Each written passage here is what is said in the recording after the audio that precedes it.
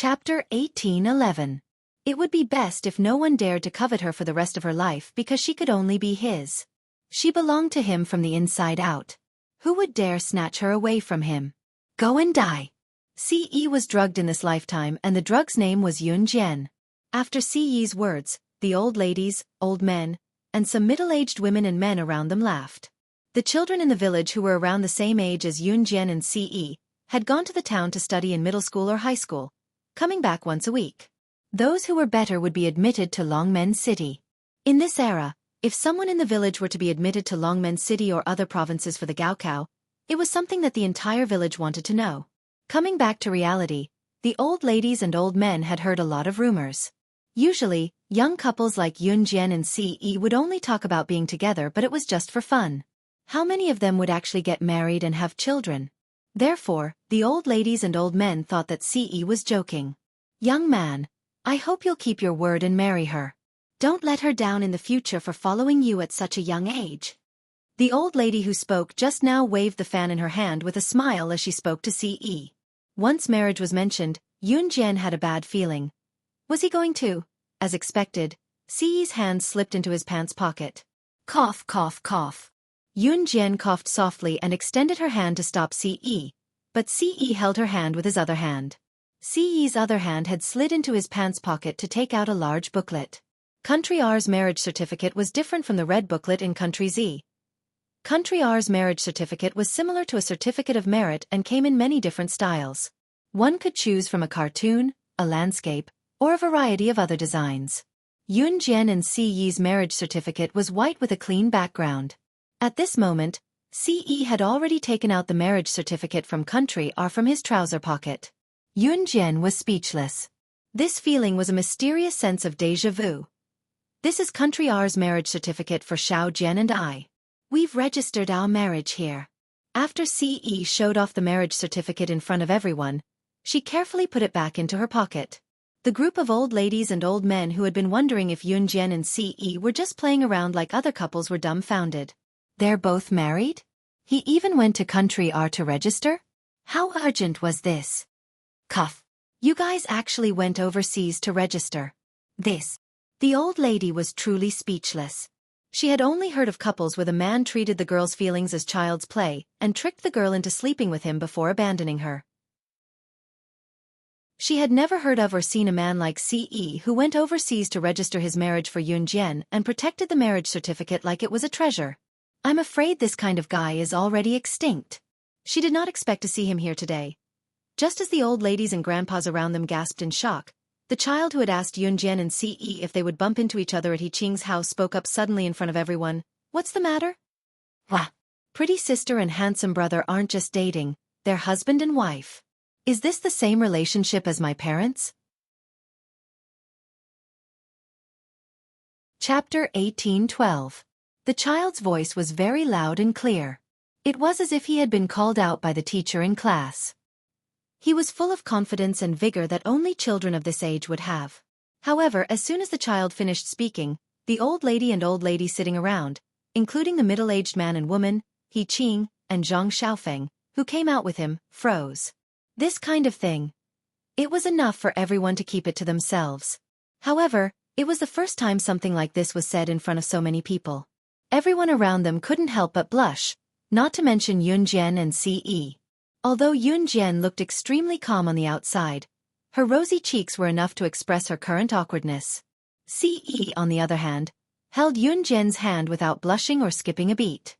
It was as if he was the most shameless person in the universe. He was probably the most shameless person in the world. The only reason he received this award was because of her. Cough, cough, cough. Little gang, your mom just came out to look for you. It's time for dinner. Your mom is calling you home for dinner. Just as the child, who didn't know what he said wrong, looked around innocently, an elderly woman coughed twice to ease the awkwardness. Then she spoke to the child. The child's name was Fu Gang. The people of Jinda village had either He or Fu as their surname. Most of the people in Jinda village had these two surnames, except for the women who married from other villages, such as old woman Lu. Ah, my mom is calling me home for dinner? I have to hurry back. There's fish at home today. The child named Fu Gang patted his head and didn't care about what he said just now. He ran down a small path and disappeared in front of everyone's eyes as fast as he could. He Qing, dinner hasn't been served yet, right? Hurry, hurry, hurry. He's a guest. It's already so late. Aren't you going to bring the guest home for dinner? The elderly woman, who spoke to ease the awkward atmosphere, quickly turned to He Qing and tried to dissolve the awkward atmosphere completely. Hey, Cinny, my friend. Come home with me for dinner. The food at home is ready. He Qing immediately realized that old Madame Yang was trying to ease the tension for him. He gave old Madame Yang a grateful look and said to Yun Jian and Ce. They had already taken out their marriage certificate and said everything that needed to be said.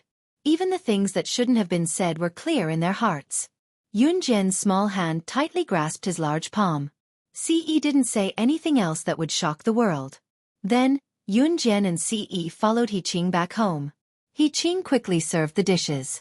There was no one else at home. He Qing's daughter, Chen Sinny's mother, He Xia, had married into Longmen City. He Qing had 2 sons. The eldest, He Yong, had good grades and became an official after graduation, settling down in Longmen City. The second son, He Lei, was not as well off as his eldest brother. He was currently working hard in Longmen City with his wife, so he left his child, He Dongdong, in Jingdezhen and asked his old father, He Qing, to take care of her. Therefore, there were only He Qing and He Dongdong in He Qing's house. All the dishes were served and placed on the square table. Yun Jian and Ce sat together.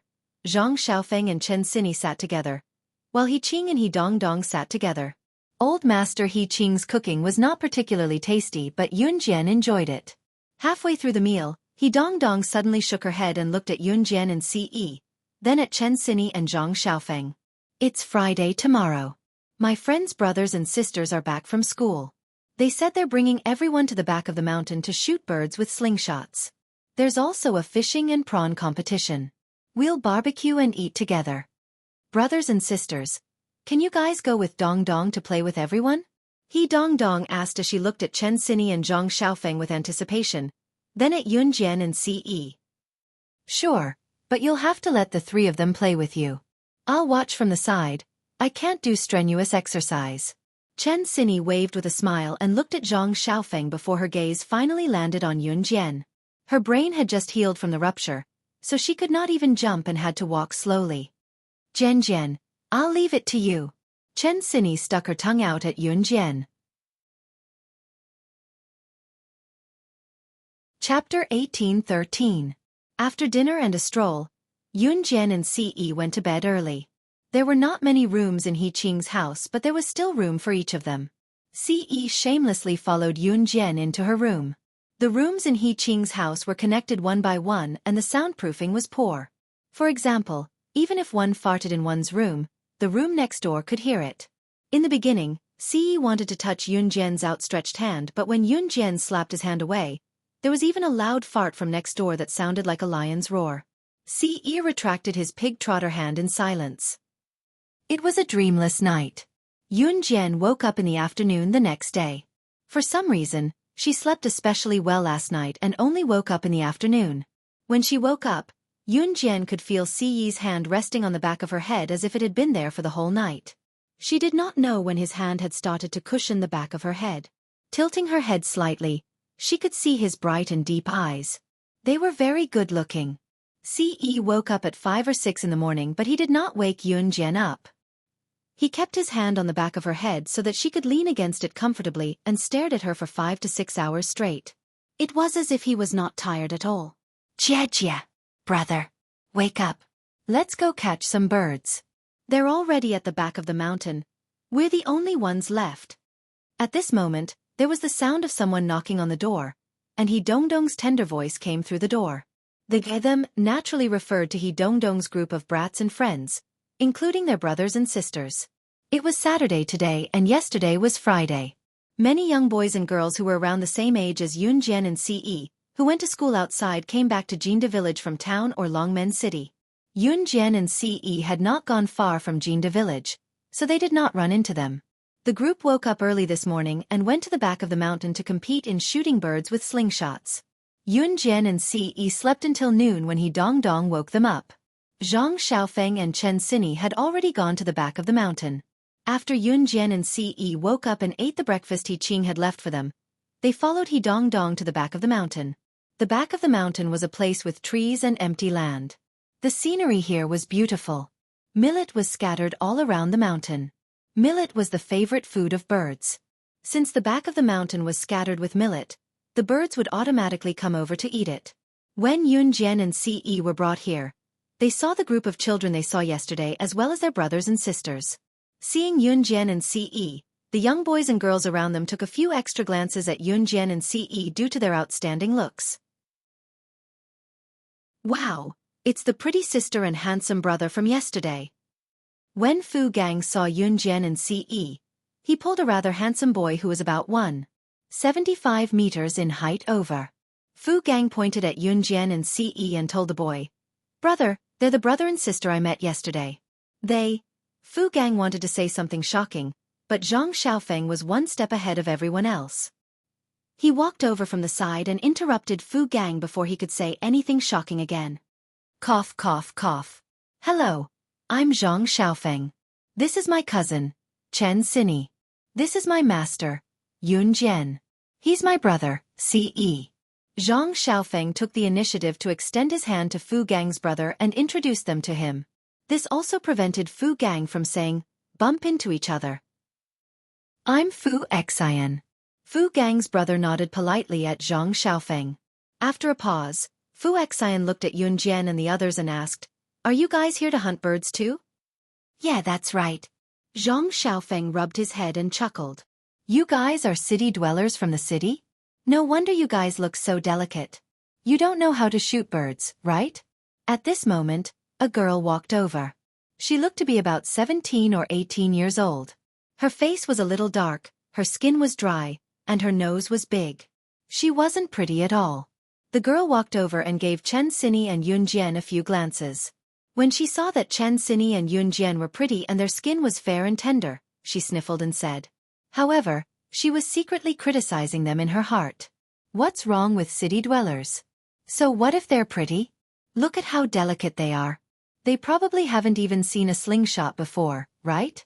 What's the use of it? After she finished speaking, the girl glanced at Yun Jian and Chen Sini.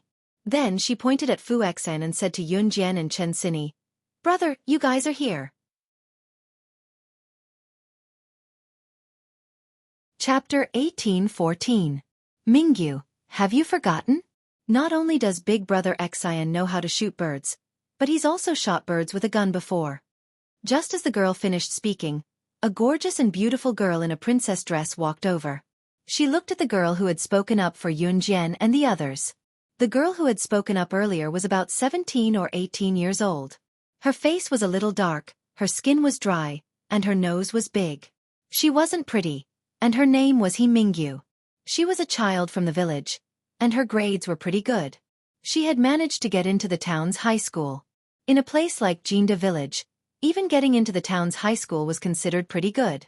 Humph, of course I know he's very good. I don't need you to tell me that. He Mingyu wasn't friendly to the pretty girl in a princess dress who had walked over to speak up for her. This pretty girl in a princess dress wasn't from Jinda village. She was from the town, and her family was pretty rich. This time, she had followed Fu Xian back to Jinda village. Fu Xian was pretty good looking, and in the eyes of these girls, he was a hot steamed bun. He Mingyu also liked Fu Xian, so she wasn't friendly to the girl in a princess dress who had spoken up for her. The girl in a princess dress who had spoken up for He Mingyu was called Gu Lioli. Gu Lioli saw that He Mingyu wasn't friendly to her, so she didn't give He Mingyu any face either. Humph. Who are you showing that face to? My big brother Xian shot birds down with a gun before. I saw it with my own eyes. Gu Lioli laughed coldly in the direction of He Mingyu and Yun Jian. Gu Lioli didn't get along with He Mingyu, but she wasn't friendly to Yun Jian and Chen Sini either. They didn't even need to talk to each other about this. Actually, Fu Xian hadn't shot birds with a real gun. He had only used a toy gun. Fu Xian was indeed a little talented. At this moment, when Fu Xian heard He Mingyu and Gu Lioli praising him, he felt a little embarrassed. You guys don't have to care about what the two of them are saying. If they want to play, let's play together. Fu Xian was a good person. He looked at Yunjian and Ce and laughed. After saying that, he pointed to a wooden barrel not far away. There are many slingshots over there. You can take whatever you want. Don't worry. Seeing Fu Xian being so polite, Zhang Xiaofeng also replied politely. Then, he walked over and took a few slingshots. Chen Sini was sitting on a big rock, watching them play from afar. Brother, bird. There are birds over there. Shoot it down with your slingshot. At this moment, He Dong Dong suddenly noticed a bird pecking at the ground. He whispered to Zhang Xiaofeng. Okay. Zhang Xiaofeng responded. Just as he was about to shoot the bird with his slingshot, He Mingyu beat him to it. He Mingyu said as she walked over with large strides. She pressed a stone on the slingshot in her hand and shot the bird. I saw this bird first. It's mine. A stone bounced over. Not only did it fail to capture the bird, but it also scared it away. He Mingyu did not think it was inappropriate. When she turned around and saw Yunjian looking at her nonchalantly, she was annoyed and suddenly looked up to tell Yunjian smugly, What the hell? What are you looking at? Haven't you seen people using slingshots and small stones to shoot birds? I can tell you're from the city. You really don't know anything. He Mingyu then swung the slingshot in her hand, pretending to be very powerful as she flaunted to Yunjian and Ce, who was standing next to Yunjian. She spoke as if she were a Superman in the universe. There's nothing to say about my brother Xian's strength. He's not someone your delicate city dwellers can compare to.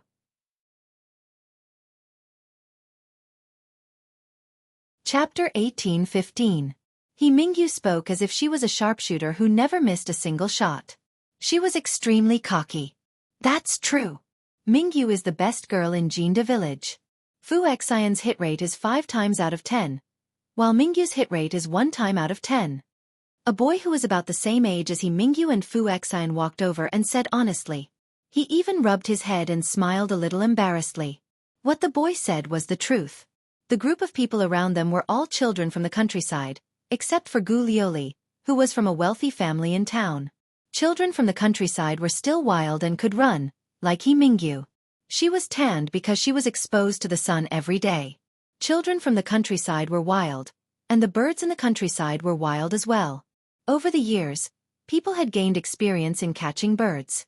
And the more birds were caught, the more experienced they became when it came to stealing millet and running away. Whether it was Fu Xian or He Mingyu, they hadn't spent all their time studying how to catch birds since they were young. To have such a hit rate, in addition to their age, they were already the best among the younger generation. I don't need you to tell me that I'm also the best among the girls. And she was a perfect match for Fu Xian. He Mingyu glared at Gu Lioli, then turned her arrogant head towards Yunjian. She seemed to be saying, How is it? Do you know how good I am now? The corners of Zhang Xiaofeng's lips twitched. He was so disgusted by He Mingyu's ugly mouth that he almost vomited. Dong Dong, go play with your little friends. Zhang Xiaofeng handed the slingshot to He Dong Dong, then turned to look at Yunjian. Master, we haven't trained today. Why don't we run 10 laps around this mountain? There's a foul smell here. I can't F***king stand it. Zhang Xiaofeng was quite vicious. Although he didn't mention any names, anyone with a discerning eye could tell that he was talking about He Mingyu. He Mingyu's face instantly darkened. He Mingyu suddenly rolled her eyes. She accidentally heard Zhang Xiaofeng call Yunjian master, so she opened her mouth and spat at Yunjian. Ha ha ha, what master? You're actually taking in disciples. Did he think that he was some kind of expert? Learning how to take in disciples? Ha ha ha. I'm dying of laughter. A woman from the city like you, what skills do you have to teach your disciple? I advise you to go home, take a piss, and look at yourself. When He Mingyu started speaking, Ce pulled Yunjian into his arms and retreated 5 meters away from He Mingyu, so that He Mingyu's spit didn't hit Yunjian and Ce. When He Mingyu spoke up to this point, Ce's face turned cold and he frowned. He directly interrupted He Mingyu. Don't you dare say anything bad about my woman again. Ce's words carried absolute pressure. He Mingyu didn't know why, but he actually shrank back in fear and didn't dare to speak. Go run 20 laps around the mountain. After that, I'll teach you how to use the butterfly knife. Yun Jian glanced at Zhang Xiaofeng and said. After learning from Yun Jian for so long, Zhang Xiaofeng really wanted to learn how to use the butterfly knife nimbly from Yun Jian. When he heard Yun Jian's words, Zhang Xiaofeng widened his eyes and asked Yun Jian, Master really? I'll run right now. After saying that, he disappeared without a trace. Tisk, he's pretty good at acting.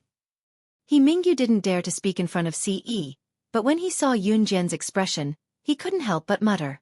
Zhang Xiaofeng's stamina was getting better and better. After an hour, he finished running 20 laps around the mountain. During this hour, Yun Jian couldn't help but sneer as she watched He Mingyu hit the birdie once out of 10 times. Master, I'm done running. Zhang Xiaofeng panted heavily and wiped away his sweat. He didn't collapse to the ground like ordinary people after running for so long. He Mingyu watched as Yun Jian took out the butterfly knife from his pants pocket and laughed coldly. You're just deliberately mystifying things. Gu Liuli also looked over and chuckled softly. On the other side, Yun Jian took out the butterfly knife and swung it twice, then said to Zhang Xiaofeng, the butterfly knife is nimble. If you want to throw it, you have to fully grasp its structure and how to use it. Just as she said this, Yun Jian's eyes suddenly narrowed. The people around them, including He Mingyu, Gu Liuli, and Fu Xian, were all slightly startled. They saw Yun Jian suddenly throw the butterfly knife. Chapter 18:16. The butterfly knife was called a butterfly knife because its blade was very similar to a butterfly. A butterfly had a body and 2 wings. When the wings were folded, they could wrap around its body. The butterfly knife was the same. The blade of the butterfly knife was the body of the butterfly. If a normal knife was to be stored, it would be stored in the scabbard. However, the butterfly knife scabbard wasn't a single scabbard. It had 2 scabbards, one on the left and one on the right. When the 2 scabbards were folded together, the blade of the butterfly knife could be stored. The 2 scabbards were like the wings of the butterfly, which could be folded together at will. In other words, the difference between a normal knife and a butterfly knife was at the moment the blade of the butterfly knife was cut, the 2 scabbards could be combined together to form a normal knife. One could also grab a scabbard and throw it out to hold the blade of the other knife. To put it simply, the butterfly knife was a tool that could be transformed into a normal knife or a non-normal knife. If a person who didn't know how to use a butterfly knife grabbed a scabbard and threw the butterfly knife away, it was very likely that they would accidentally injure themselves. Therefore, when many people first learned the butterfly knife, they would practice for a long time with a non-edged knife. When Yun Jian nimbly played with the butterfly knife in her hand, He Mingyu, Gu Liuli, and the others in the distance were already dumbfounded. The group of children around them had never seen such a knife. Even if they had never seen a butterfly knife that could be assembled into a normal knife by dropping a blade and 2 scabbards. Moreover, they had never seen anyone play with the butterfly knife so smoothly. Wow! Pretty Big Sister is not only pretty, but also amazing. Yeah, Pretty Big Sister is amazing. Pretty Big Sister is so amazing and beautiful. When I grow up, I also want to marry a pretty big sister like her. The large group of children were all in their childhood stages. They were innocent and said whatever came to their minds. Seeing that Yun Jian could play with a knife so nimbly, the group of children was dumbfounded. Even Fu Xian looked at Yun Jian with a somewhat crazed gaze. Su Mingyu and Gu Liuli, who were watching from afar, clenched their fists tightly. They were so angry that they wished they could go over and give Yun Jian a beating. But at that moment, Yun Jian suddenly sheathed her knife. She held the 2 scabbards together, making the butterfly knife look like an ordinary knife. With the blade below, she held the scabbards that formed the handle. Her eyes flashed as she narrowed them. G. Cha. Creak. Not far away, because no one went to disturb them, a large flock of birds had already landed on the ground to look for food. They even let out satisfied cries after eating the millet. It was also at this moment that He Mingyu, Gu Liuli, Fu Xian, and all the children saw a horrifying scene that they would never forget for the rest of their lives. The butterfly knife in Yun Jian's hand suddenly flew towards the flock of birds. Her knife was so fast that no one could see it clearly with their naked eyes. The saber flew out from his hand. With lightning speed, it flew towards the flock of birds that had sensed danger and were fluttering in the air in an attempt to escape. The butterfly knife borrowed momentum and didn't merge. The blade and the two scabbards formed an ordinary dagger, and it flew through the flock of birds that were trying to escape. The short blade pierced through the abdomens of 3 birds that were trying to escape, nailing the 3 birds to the blade. Her knife skills were accurate. Yun Jian's butterfly knife didn't just hit the birds' abdomens. This time, it didn't pierce through just one bird's abdomen. Instead, like skewering mutton, it nailed 3 birds to the blade of the butterfly knife. This scene caused an uproar. Silence. Dead silence.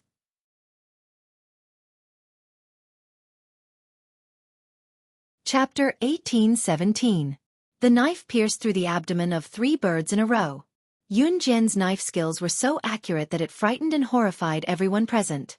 He Mingyu and Gu Lioli were already scared beyond recognition by Yun Jian's move. They couldn't say a word for a long time, and even their minds were blank. The group of friends around them were the same. In the end, it was Fu Xian who broke the silence. He looked at Yun Jian in amazement and said, "So, amazing." They originally thought that the girls from the city were all delicate and didn't know how to do this or that. But to be honest, Yun Jian's actions completely overturned everyone's understanding. My master. Of course she's amazing. You guys haven't seen her at her best. That simply can't be described with words. Zhang Xiaofeng glared back at the people who had mocked Yun Jian, then said smugly, "Follow the knife with your eyes. When you use the knife, you have to use your voice to listen for the position of the target you want to hunt. You're a beginner now, so you have to familiarize yourself with the butterfly knife first. When you're so familiar with it that you can use it nimbly with your eyes closed, you'll be able to do it even without using your eyes." Just as Zhang Xiaofeng finished speaking, Yun Jian's voice was immediately heard. Hearing this, Zhang Xiaofeng very seriously committed Yun Jian's words to memory. Perhaps it was because Zhang Xiaofeng and Chen Xini treated Yun Jian well, but Ce interrupted Zhang Xiaofeng and said, "If you need anything, you can ask me." There were only a few people in the world who could receive such words from Ce. Zhang Xiaofeng naturally knew that this grandmaster of his was a very mysterious person. For him to say such words, it was clear that he treated him well. Zhang Xiaofeng was about to call him Big Brother C, but he unconsciously called him by the wrong name. Zhang Xiaofeng very emotionally shouted to Ce, "Thank you, Grandmaster." After saying this, Zhang Xiaofeng suddenly realized that he had called him by the wrong name. F***CK. He was an idiot, he called out the wrong name. Didn't Grandmaster call Ce old? Just as Zhang Xiaofeng was about to correct himself, he saw Ce who had his arm around Yun Jian curl his lips into a faint smile. His nonchalant face that looked like nothing in the world could catch his eye broke into a faint smile. Was he seeing things? Ce actually liked the way he addressed her? Zhang Xiaofeng felt that he had to address her a lot more. Oh! Which family did this child come from?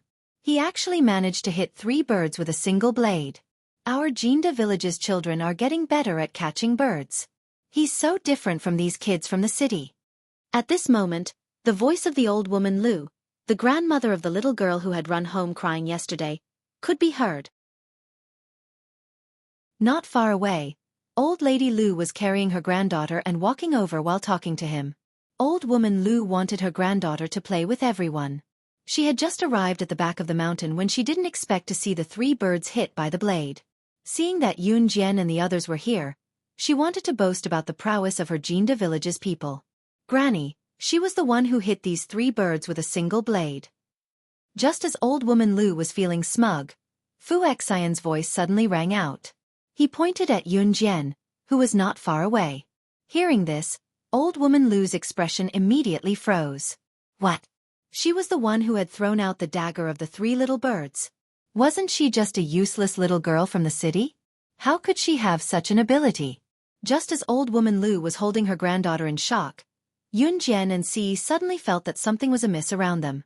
In the next second, she exchanged glances with Ce and walked towards the back of the mountain. Hey, where are you guys going? Seeing this, Fu Xian, He Mingyu, Gu Lioli, and the others were all stunned. Then, they followed Yun Jian and Ce's footsteps. Because Chen Xini was there, Zhang Xiaofeng was suspicious and didn't follow. After walking for about 5 minutes towards the back of the mountain, Yun Jian suddenly gestured to the group of people behind her. He Mingyu originally wanted to curse at Yun Jian. What are you trying to do now?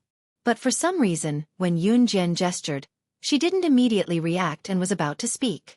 Just as Mingyu reacted and was about to speak, the group of people who walked over heard a few whispers. I heard that there's a treasure buried in the back of the mountain in Jinda village. Is this true or not? It's definitely true. I'm guessing it's near this mountain. I heard that even the residents of Jinda village don't know about this. Recently, many outsiders have come to Jinda village. Isn't it because they want to snatch this treasure? Now, the back of the mountain is filled with people from all walks of life. We could meet this group of people at any time.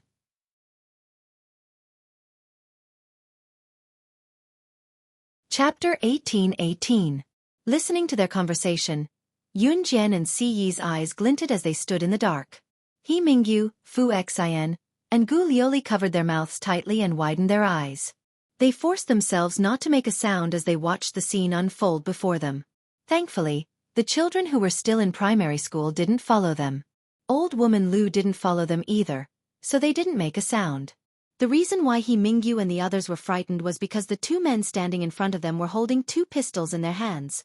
Listening to the conversation between the two of them, it was clear that the guns in their hands were definitely real. Just as they finished their conversation, a tall and sturdy figure suddenly darted out from the bushes. The two men were tall and thin. With their backs facing Yun Jian, Si Yi, and the rest, one of them shouted at the tall and sturdy figure. Lu Hua, how is it? Is boss here? No, boss said the information was wrong. There's no treasure in this godforsaken place behind Jinda village. Let's hurry up and leave. It's all AF * King Bluff. The man named Lu Hua waved at the two tall and thin men. His movements were very light and quiet, but Yun Jian, Si Yi, and the rest, who were hiding in the dark, heard him clearly. Hearing that the information was wrong, the two tall and thin men cursed in a low voice and left. It was as if the scene before them was a joke. It was only after the three men were far away that Yun Jian and her friends started to head back. Are the guns in their hands real? Real guns? He Mingyu trembled for a while before he managed to ask the question he wanted to ask. When they saw Yun Jian and Si Yi walking towards them, He Mingyu and the rest followed them without a second thought. He Mingyu followed them with the intention of figuring out what Yun Jian was up to. However, on the way back, she was trembling all over and couldn't stop asking in a trembling voice. If you want to know whether it's real or not, you can just chase after them and ask them. Yun Jian smiled coldly. If Yun Jian had said this before, He Mingyu would probably have retorted. However, He Mingyu was too afraid to say a word now. When they returned to the back of the mountain where they hunted birds, although He Mingyu and the rest were afraid, they didn't mention a word about what had just happened. Fortunately, those who went were around Yun Jian's age. Because they had seen an extremely terrifying scene, no one mentioned what had just happened. When they returned to the back of the mountain, they didn't have the mood to continue hunting birds with their slingshots. They all found an excuse to go home. When it was past 6 in the evening, the sun was about to set and the afterglow of the sky was slowly blooming. Dinner had yet to be served. He Qing did not make dinner in time either. After he came back from outside, he hurriedly called Yun Jian, Si Yi, Chen Xinyi, and Zhang Xiaofeng into the house. Xinyi, I've called. Your family's car will be here to take you back to Longmen City later, He Qing said, looking flustered. Go home? Grandpa, we've just arrived yesterday. Why do we have to go back? Chen Xinyi was shocked and confused. He Qing kept quiet for 2 seconds before he suddenly glanced at Yun Jian and Si Yi. Finally, as if he had made a decision, he walked to the door and looked around. Seeing that there was no one there, he closed the door and turned to speak to everyone sternly. He looked at Yun Jian and Si Yi first. Xinyi has told me before that one of you is her best friend and the other is her best friend's man. It's believable. I won't keep this a secret from all of you. As he spoke, He Qing looked at the group and sighed. A lot of foreigners have come to Jinda village recently. I don't know if you guys know that there's a lot of foreigners coming to the back of the mountain recently, saying that they're here to look for treasure. Yun Jian's deep eyes narrowed when she heard that. He Qing's solemn voice continued.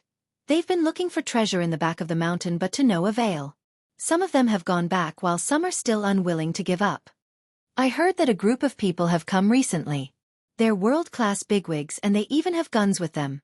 I heard from someone at the village entrance just now that they won't leave until they get their hands on the treasure. They're even going from house to house to search for the treasure they want. As he spoke, He Qing hurried to his bed and bent under it to lift up a piece of floorboard under the bed to take out an ancient box. He Qing went over and shoved the box into Chen Sini's arms before he told Chen Sini and the rest anxiously, "Brother, you're here."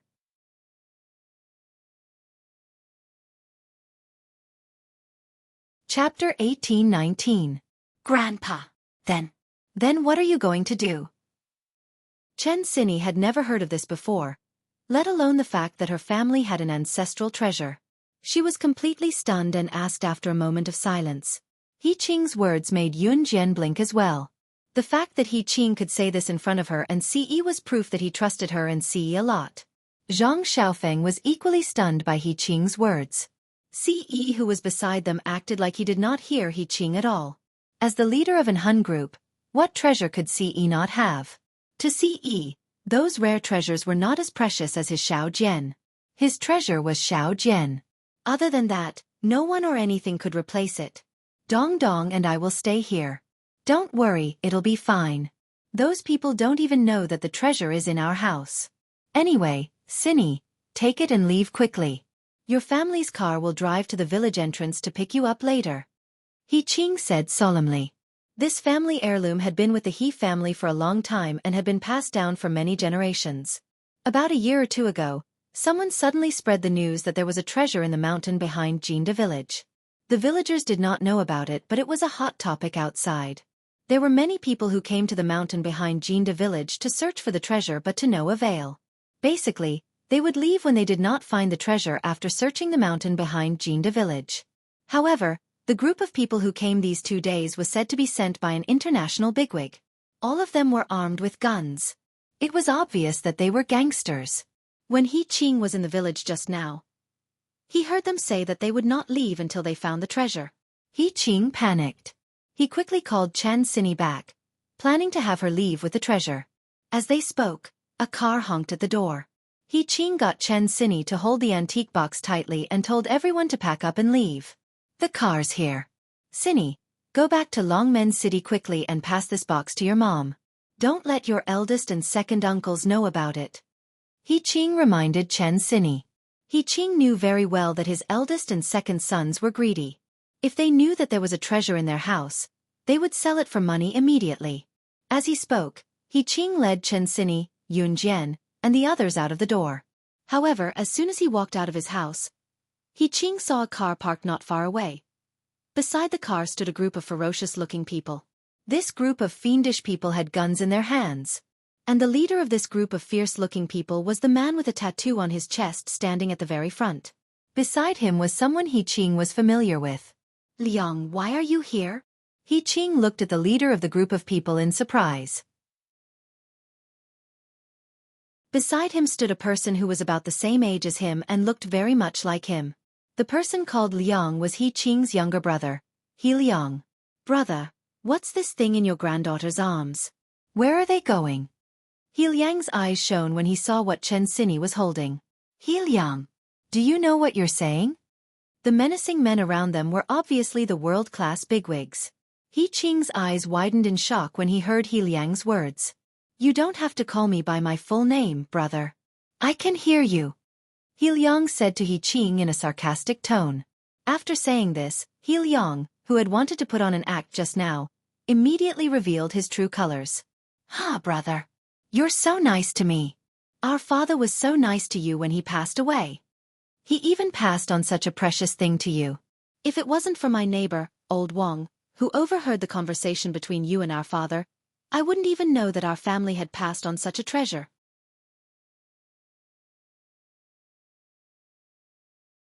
Chapter 18-20. He Qing's old father had already passed away. Before he passed away, he gave the family heirloom to He Qing and told He Qing to pass it on. When it came to family heirlooms, some people would think about how to sell it for money. Others would want to pass it on even if they starved to death. Of course, there were very few people who could do the latter. He Qing was one of them. He Qing's old father had long seen through his other son, He Liang's character.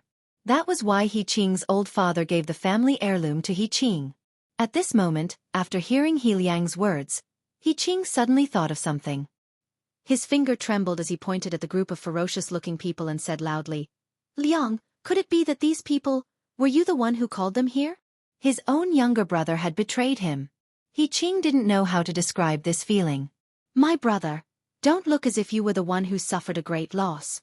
When that old man gave you the family heirloom, did he remember that I was his son too?" "Hee, I don't mind telling you. I was also the one who spread the news about the family heirloom in Jinda village." He Liang's face made Chen Xinyi and Zhang Xiaofeng feel nauseous. There was a glint in Yun Jian's eyes.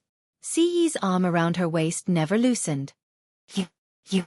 He Liang's words made He Qing's expression change. He Qing couldn't believe that his younger brother would betray him like this. He clutched his heart and was so angry that he almost vomited blood. "What are you guys waiting for? Hurry up and snatch the treasure. It's in that girl's arms," He Liang suddenly said to the leader standing next to him as he pointed at Chen Xinyi. Next to He Qing's house was the sports field of Jinda village. Therefore, all the villagers were attracted by the commotion and came to see what was going on. Whether it was the old woman Lu, He Mingyu whom Yun Jian and the others met in the back of the mountain, Gu Lioli, or Fu Xian's group, they all heard the commotion and came over. When they saw the leader standing there with a group of fierce-looking people, and each of them holding a shiny pistol in their hands, these ignorant people in the village all turned pale with fright. "How dare you order me around?" The leader glanced at He Liang and waved his hand, ordering his men to arrest He Liang. "What are you doing? Didn't you say that you would share half of the treasure with me?" He Liang was still in shock when he was pinned down. He only calmed down when the leader's subordinate pointed the gun at his head. "My name is Henry. I'm the younger brother of D Country's arms tycoon, Henry Livy. Old man, if you know what's good for you, you'd better hand it over, or else." "Hee," the leader said as he twirled the pistol in his hand. The scene of He Liang betraying He Qing and Henriquez betraying He Liang made everyone tremble in fear, not daring to utter a single word. Looking at the shiny pistols, He Qing clenched his fist. He didn't expect that in the end, the one who ruined his family's heirloom was his own brother. "Old man, give it to me. Otherwise I'll kill you." Henriquez saw that He Qing didn't take out the treasure, so he grabbed the gun and pointed it at He Qing's head. "I won't give it to you." Just when everyone thought that He Qing would not be able to protect his family's heirloom, a beautiful female voice rang out. Yun Jian quietly took the antique box from Chen Xinyi and held it in her hand. She crossed her arms and looked at Henriquez in front of everyone as she said those words. "What did you say? Give it to me." Henriquez heard Yun Jian's words and angrily pointed the gun at Yun Jian as he roared. The gun was actually pointed at Yun Jian's head. She just provoked Henriquez, who had a gun in his hand. Was she looking for death? The surrounding residents of Jinda village, including Fu Xian, He Mingyu, and the others, all took a deep breath. They were so scared that their faces turned extremely pale. Old woman Lu was so scared that her legs were paralyzed. Just when Henriquez was overbearing, a gunshot sounded. Without giving anyone a chance to react, this shot was aimed at Henriquez's wrist that was pointing the gun at Yun Jian's head. The bullet flew into Henriquez's wrist at a speed that he couldn't react to at all. The nerves in Henriquez's wrist were destroyed on the spot. The gun in his hand that was pointing at Yun Jian's head fell to the ground unconsciously. No one could see who fired the gun.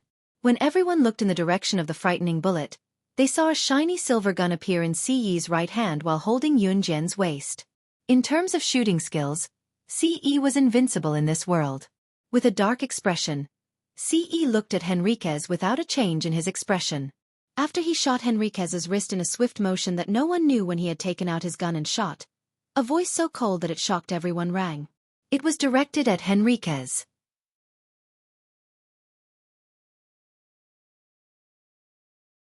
Chapter 1821. The surrounding people were shocked by Si Yi's actions. What was even more frightening was that Si Yi also had a gun. And all of Henry's subordinates also had guns.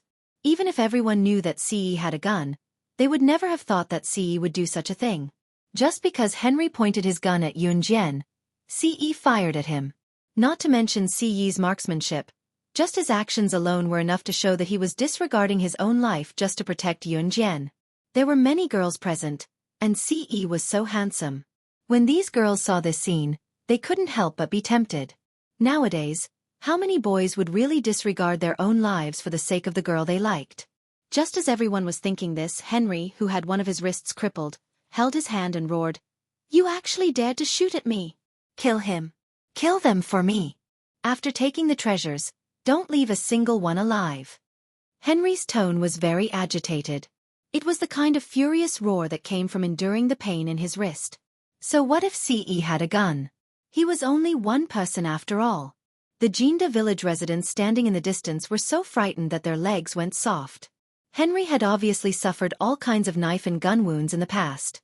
How could he be ordinary in the black market?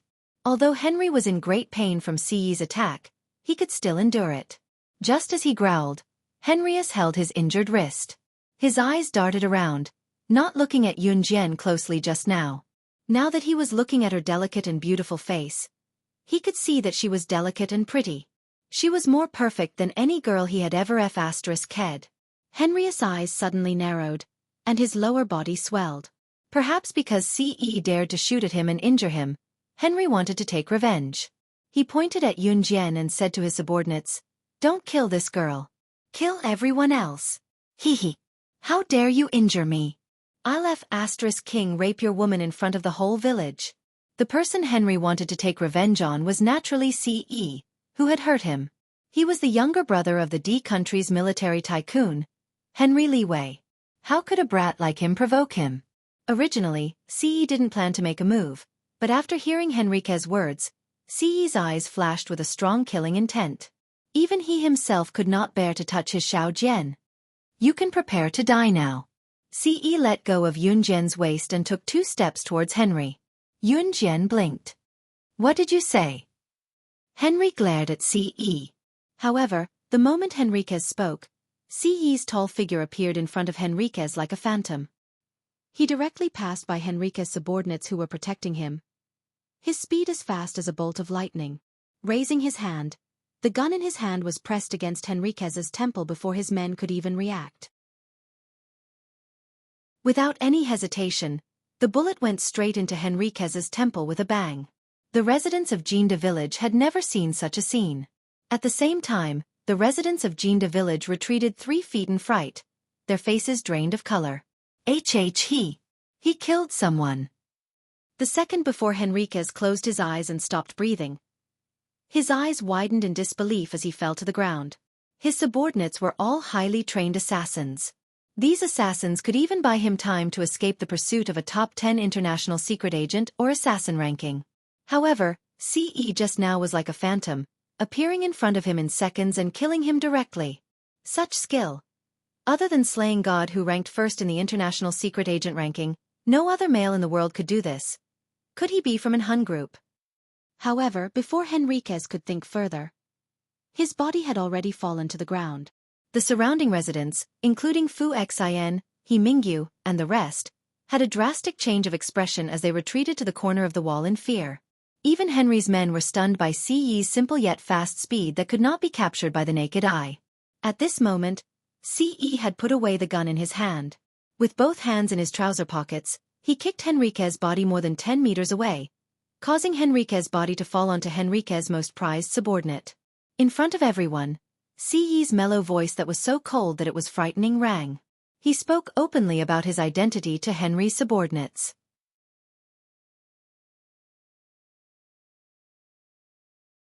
Chapter 1822. He's an Hun group. Henry's men were not as smart as Henry. Once they heard what Ce said, they assumed that Ce was from an Hun group. In the underworld, anyone who was related to an Hun group was terrifying. Therefore, these subordinates who wanted to avenge Henriquez were all frightened. In less than 3 minutes, they left the scene with Henry's body. Everything seemed to have returned to how it was before. The only thing left was the scene that reeked of gunpowder. There was also He Qing's younger brother, He Liang's battered body. Everyone stared at Ce as if they had seen a ghost. The gazes from the people of Jinda village could no longer be described as horrifying. Murder. He actually killed someone. It was obvious that the people around them did not know about an Hun group. No one here knew the meaning of an Hun group. It's good that he's dead. That guy just now has killed a lot of people. He's an outlaw from Germany, coming to Country Z to provoke us. Does he really think that there's no one in Country Z? He deserves it. At this time, an old man knocked on the ground with his walking stick and said loudly, "That's right. What's the big deal about him, a German, coming to Country Z to show off?" That's right. The older generation had a deeper sense of patriotism, so when the old man finished speaking, the others around him agreed. Their voices were loud and clear. In the end, it became the group of old men shouting at CE. "Well done, young man. We support you." In the end, the matter was left unsettled. The people of Jinda village were almost harmed by Henry, who came to hunt for treasure because of He Liang. To prevent people from coming here to hunt for treasure, the first thing the village chief did was to deny He Liang's rumor that there was treasure in the mountain behind Jinda village. He Liang was left to He Qing to deal with. However, to prevent He Liang from coveting his family's heirloom, He Qing had Chen Sini bring it back to Longmen City quickly and pass it to Chen Sini's mother, He Xia. At this moment, Yun Jian and Ce had also ended their short stay in the countryside and returned home. He had already given the eternal necklace, which he had captured from the international criminals, to Qin Yiru. Qin Yiru was already wearing it. On the third day of their return to Longmen City, Adam, who had just returned from a trip with Lan Su, booked a 5-star hotel in Longmen City and invited everyone inside, saying that he had something important to announce. Adam even called Xueqi and Lin Wei, who were in an Hun organization, over. It was so lively that it was as if it was a joyous occasion. At the same time, Yun Jian was sitting at a dining table in this 5-star hotel, playing the mobile version of Snake that Qin Yu had introduced to her. The prototype of the Snake game was born in 1976. It first appeared on an arcade machine called Blockade. It was a 2-player game. Later, it was modified into a mobile version of Snake. However, mobile phones in this era could not touch the screen, so Yun Jian played with the keyboard on her phone. "How is it, Sister Jian? Is it fun?" Qin Yu asked Yun Jian after failing the challenge since Ce was not around. "It's so." Yun Jian's lips curled into a smile. "Wow, Sister Jian, this is your first time playing. How is the snake not dead even when it's so long?" Qin Yu could not help exclaiming at Yun Jian's proficiency in the game. Just as she said that, she saw Ce walking over from not far away. Qin Yu made way for him and Ce wrapped his arm around Yun Jian. His handsome face went to Yun Jian's side and asked softly, "Xiao Jian, what are you playing?" Yun Jian pressed her lips together as Ce's words made her tingle. "Sister Jian's playing Gluttonous Snake." Qin Yu interjected out of the blue and ran off with a grin. Yun Jian felt a little numb from Ce's breath beside her ear. Without looking up, she asked Ce, "Do you want to play?" "Sure." Ce did not hesitate at all. He knew that Xiao Jian was just asking, but his hand subconsciously took the phone from her. The moment he took the phone, his slender fingers deliberately held her small hand and caressed it for a full 3 minutes. Yun Jian was speechless. Was he reaching out to take the phone or to caress her hand? Just as Ce refused to let go of Yun Jian's soft hand, Xiao Yunju and the other two who were chasing each other around them stopped abruptly.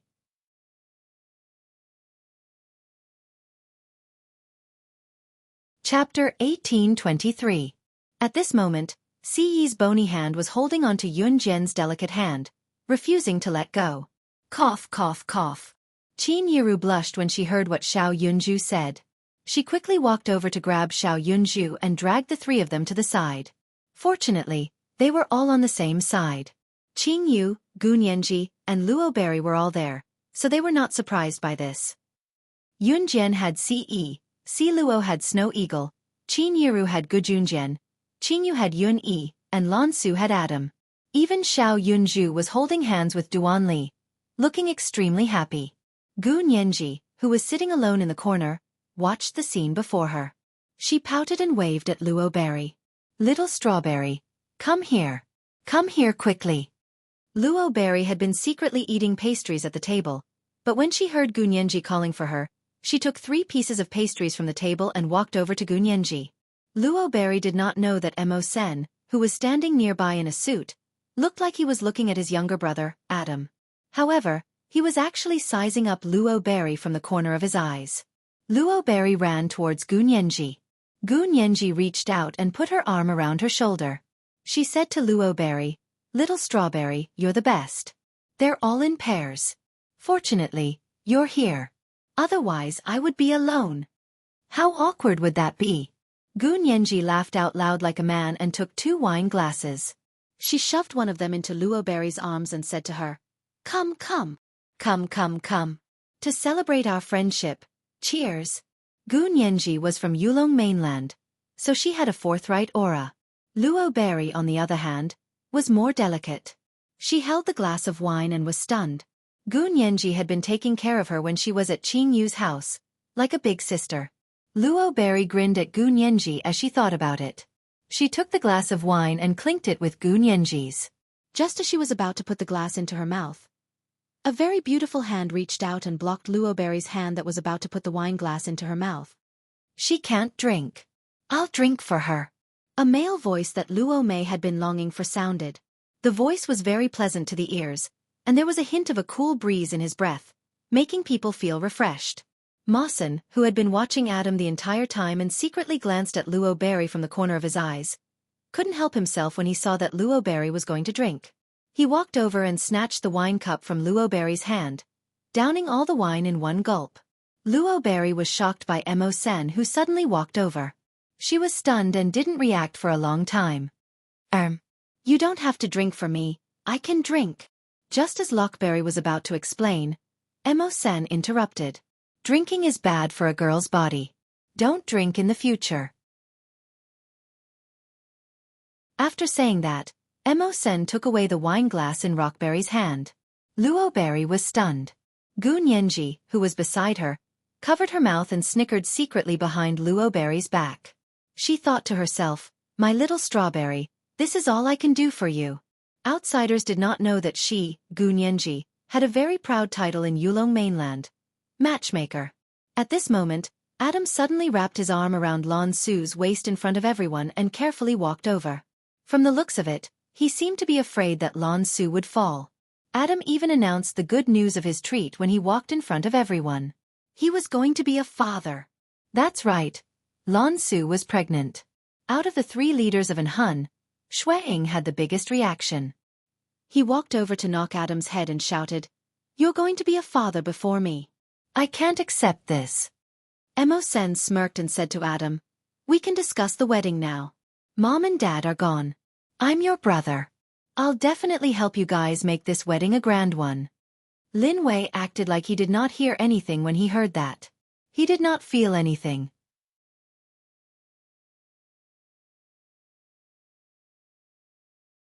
Chapter 1824. Adam's announcement was indeed a pleasant surprise. Once the news was announced, everyone who was present was pleasantly surprised. Everyone's reactions differed greatly as well. Looking at his 3 brothers' reactions, Xueqi was the most agitated. Adam even glanced at Xueqi smugly and said with a grin, "I can't compare to you in other aspects, but you can't beat me in this lifetime when it comes to being a father earlier than you." Among the 4 leaders of Anhun group, the most boisterous were Adam and Xueqi. Lin Wei was the most composed, followed by Mo Sr. "What's the use of being a father earlier? It's amazing to have more children. It's still too early for you to compare yourself to me." Xueqi chuckled at Adam, unwilling to admit defeat. "Then why don't we compete to see who has more children in the future? Whoever loses will go to Amazon for a year." Adam countered. "Come on. Do you think I'm scared of you?" Xueqi replied, "Young master, we've made this bet in front of you. You have to remember it in the future. No one is allowed to go back on their word." Adam turned to Ce and said confidently. Ce, whose hand was still on Yunjian's waist, smirked and glanced at Adam and Xueqi sharply. "I'll send both of you to Amazon tomorrow for a year to practice. How about that?" Adam and Xueqi declined quickly at Ce's words. "Please don't, young master. You can't do that." Yunjian had actually known about Lan Su's pregnancy since a long time ago. Lan Su could not keep it a secret and had told her long ago. Yunjian wore a small smile and pressed her lips together lightly. She did not know that Ce, who was sitting beside her, was already tempted when he heard that Adam and Lan Su were pregnant earlier than her and Xiao Jian. Everyone enjoyed the meal, and nothing unpleasant happened. It could be said to be a very peaceful dinner. Halfway through, Lan Su suddenly called Yunjian outside and gave Yunjian an envelope. He said to Yunjian with some shame, "Yunjian, The address of the martial arts family is in this letter. I may not be able to accompany you to collect the letter. I just had a baby, and the doctor said that the first 3 months of pregnancy is not stable, so I know. Give birth to the child peacefully. Whether it's the matters of the Yulong mainland or the matters here, you don't have to care about them until the child is born. Yun Jian smiled and said to Lan Su. She, Lan Su, was originally the sorcerer god's #1 protector. Whether or not she could get married was up to the sorcerer god. Lan Su was very touched by Yun Jian's words. Just as Yun Jian finished her touching words, Yun Jian opened her mouth again. But after you give birth, you have to continue to work hard for me. At the very least, you have to earn a few billion back for me. This sentence sounded like she was using Lan Su, but Lan Su knew that Yun Jian meant that she, Yun Jian, would not give up on her even if she rested for a year. Lan Su was even more touched now. All right, you can go in first, Yun Jian said to Lan Su. Lan Su heard this and returned to the dining table. Yun Jian held the envelope in her hand. Just as she stuffed the envelope into her trouser pocket, her phone beeped with a message notification. Beep. Yun Jian opened the phone and clicked on the message. As soon as the message was opened, Yu Xiaolua's message immediately popped up on the screen. On November 15th, you will depart for the hunting school on time. Come to Min City Military Academy and meet up with the other 2 comrades.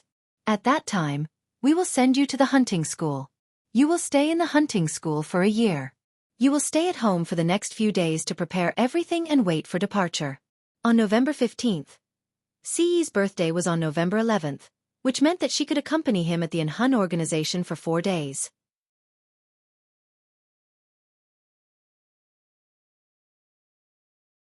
Chapter 1825. Of course, before Siyi's birthday and before heading to the hunting school, Yun Jian had something else she had to attend to. She had to head to the martial arts family and retrieve the envelope that her mentor had left in the family. The envelope contained a detailed way to contact her mentor. After dinner and returning home, Ce tugged Yun Jian's hand and led her into the house. If one were to ask why Ce was pulling Yun Jian into the house, there was no need to ask. It was to make a baby. Once they entered the house, Ce pushed Yun Jian against the door, using his tall and lean frame to press against her and speak to Yun Jian in a numbing tone. Xiao Jian. Ce's action sent a shiver down Yun Jian's spine. Pressing her lips together, she was about to speak when Ce stopped her. His thick breath choked her. The faint pleasant scent made Yun Jian wrap her arms around his neck and stand on her tiptoes to deliver a kiss. The kiss lasted for more than 10 minutes. Xiao Jian. Ce murmured softly by Yun Jian's ear. The sound numbed Yun Jian so much that she slumped against him. Just as Ce was about to unbutton Yun Jian's shirt, Yun Jian suddenly pressed his palm down. No! Xiao Jian, I'll be gentle, Ce murmured softly as he bent down beside her ear. No, I'm scared. Can we wait a little longer? Yun Jian's eyes darted around as she found a random reason to tell Ce. Ce did not do anything else at that, but Yun Jian could tell that he was disappointed.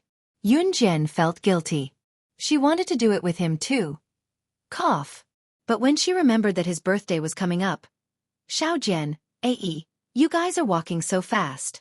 Mom can't catch up to you. Qin Yiru's voice came from downstairs. Yun Jian quickly tidied herself up. Seeing that Ce did not move, she reached out to fasten a few buttons on Ce's chest. Feeling her small hands pressing on his chest, struggling to button it up, Ce grabbed her hands and bent down, his handsome face meeting her pretty and delicate face as he said, I'm sorry, but I'm sorry, but I'm sorry, I'm sorry. Xiao Jian, do you know how alluring you are right now? Ce's words made Yun Jian blush.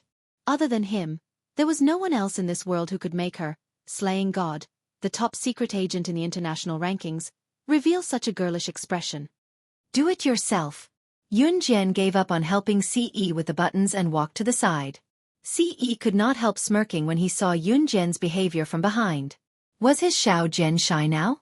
Ce strode forward and pulled Yun Jian into his arms, pressing Yun Jian against the door with her in his arms before lowering his head to murmur softly in her ear.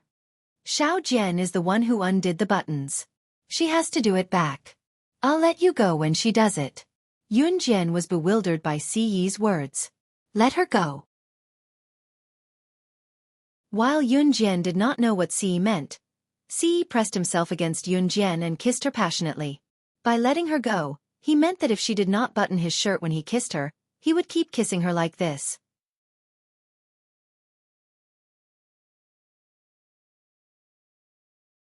Chapter 1826. Qin Yiru had rushed over because Xiao Yunju's mother had returned from recuperation overseas and was now staying at Gu Yunjian's house. The villa Ce bought was only a few minutes' walk away from Gu Yunjian's house, so Qin Yiru had hurried over to tell Yun Jian about it. After all, it was Yun Jian who brought Xiao Yunju back then. Qin Yiru knocked on the door twice and could not help muttering, "Where did Xiao Jian and Ai go? The house is locked. They should be inside." Inside the house, the heavy atmosphere was still swirling in the air. Ce had pinned Yun Jian against the door and placed a slender hand on the back of Yun Jian's head to prevent it from hurting when it was knocked against the door. Ce, who felt shameless, kissed her with his lips, looking like he would not let go until she buttoned his shirt. Worse still, Qin Yiru was still outside the house.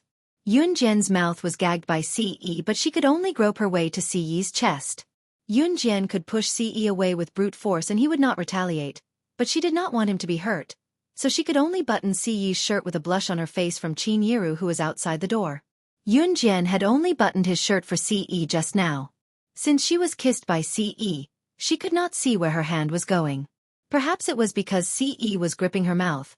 She could not find the right spot with her outstretched hand.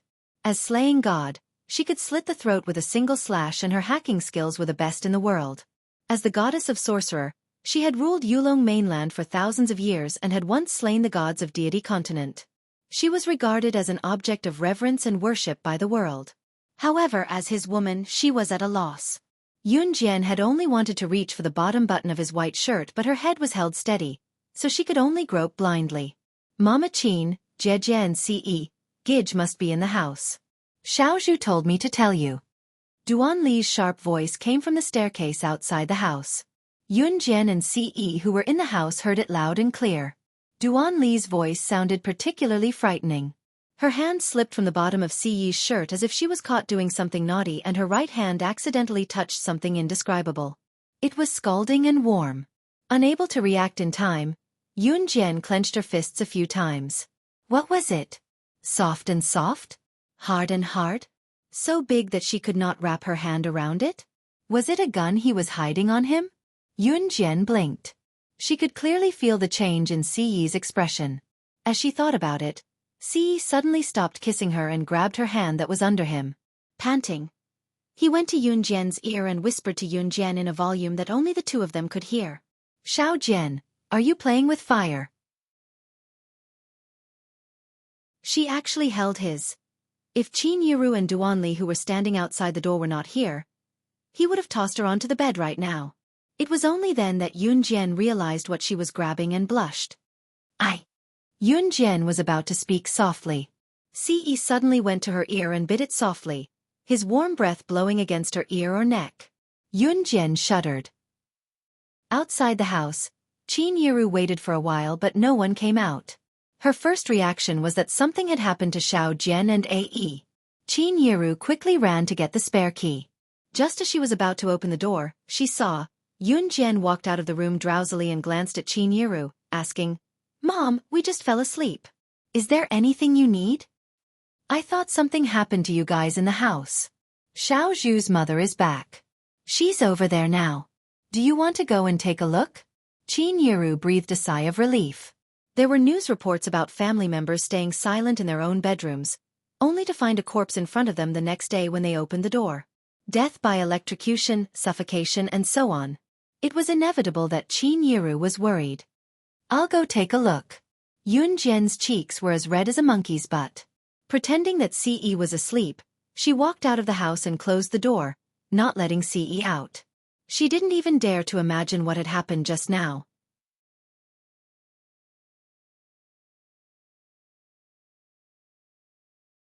Chapter 1827.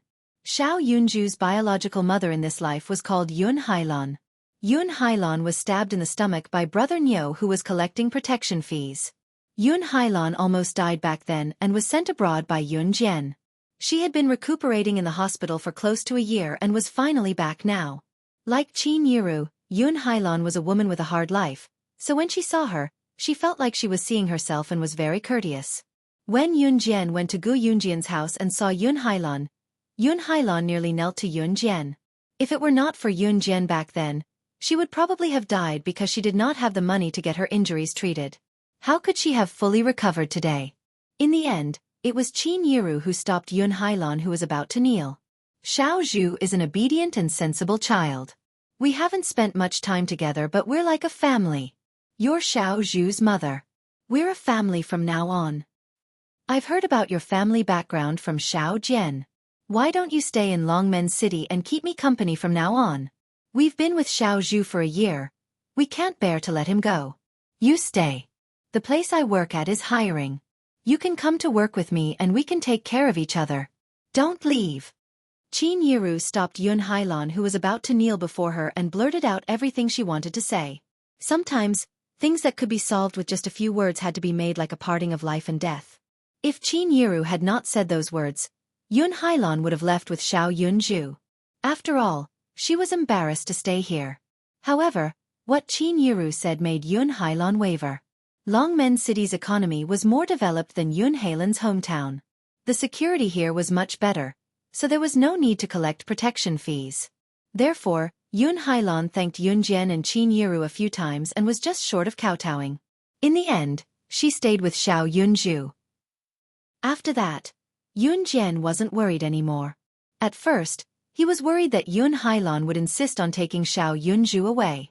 But from the looks of it, Xiao Yunju wouldn't go with Yun Hailan. Yun Jian was relieved. After Adam announced the good news, Mo Sen, as the older brother, began to arrange Adam and Lan Su's wedding date. Lin Wei returned to an Hun organization while Xueqi brought Si Luo back to an Hun organization to have a baby.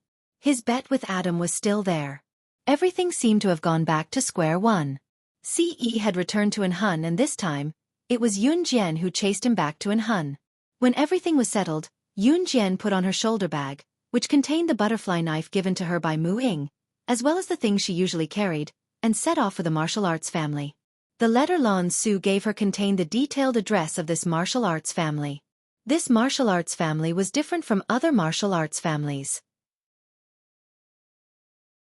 It was located in a small ravine in a very poor mountainous area. It would take more than 3 hours to get from the city to the county in the mountainous area, and then to the nearest town. After that, it would take 1 or 2 hours to reach the destination on foot. The nearest town to the destination was called Yunling Town. It was a very fairy-like name. Yun Jian's destination was a place called Yunling Mountain. The martial arts family was built on Yunling Mountain.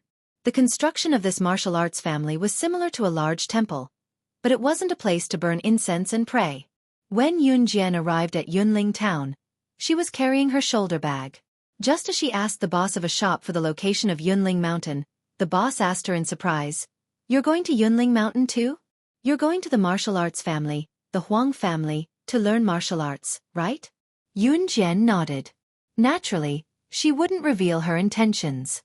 Haha, the Huang family's martial arts are famous. Many people have come to the mountain recently to learn martial arts.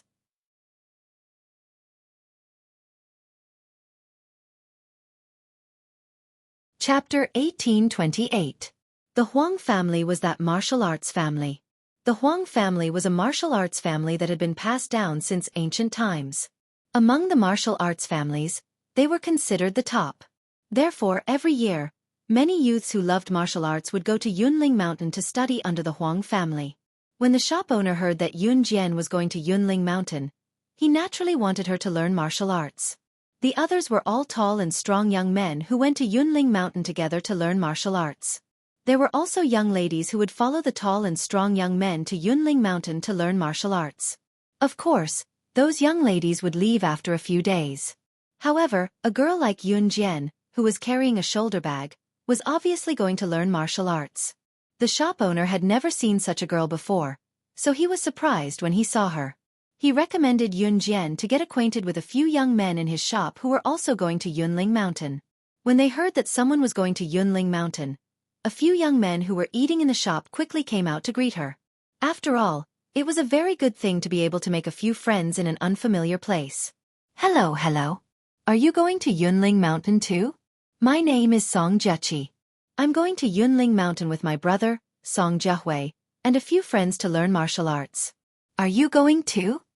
The girl who didn't have time to finish her bowl walked out of the shop and greeted Yun Jian. The girl's name was Song Xueqi. Song Xueqi was very welcoming to Yun Jian.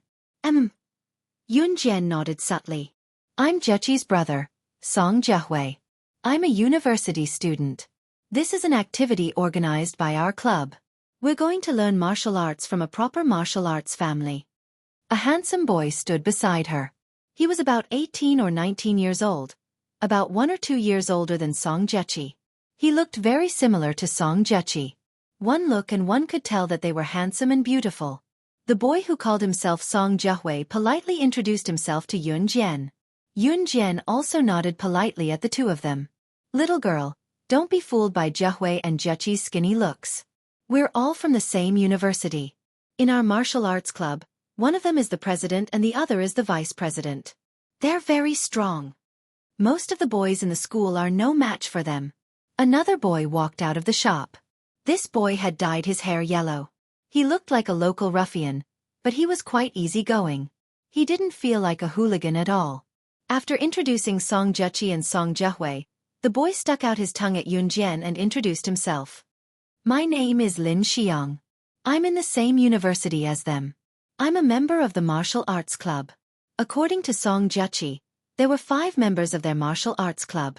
Other than Song Xueqi, the other 4 were boys.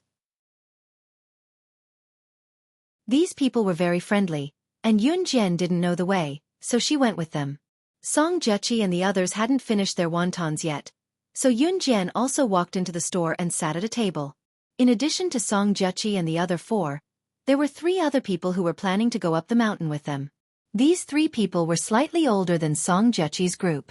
They were all in their 20s. There were 2 men and 1 woman. These 2 men were quite friendly. They introduced themselves to Yun Jian. Their names were Gong Yiba and Ma Chenggong. However, the woman in her 20s wasn't particularly good-looking. She was only about 1.52 meters tall, but she weighed 120 kilograms. She didn't even bother to stand up. When Yun Jian walked in just now, this woman glanced at Yun Jian with a strange look. Then she buried her head and ate her wontons. After eating the wontons in her bowl, this woman knocked her chopsticks on her bowl and chopsticks. She looked up at Yun Jian and asked in a strange tone.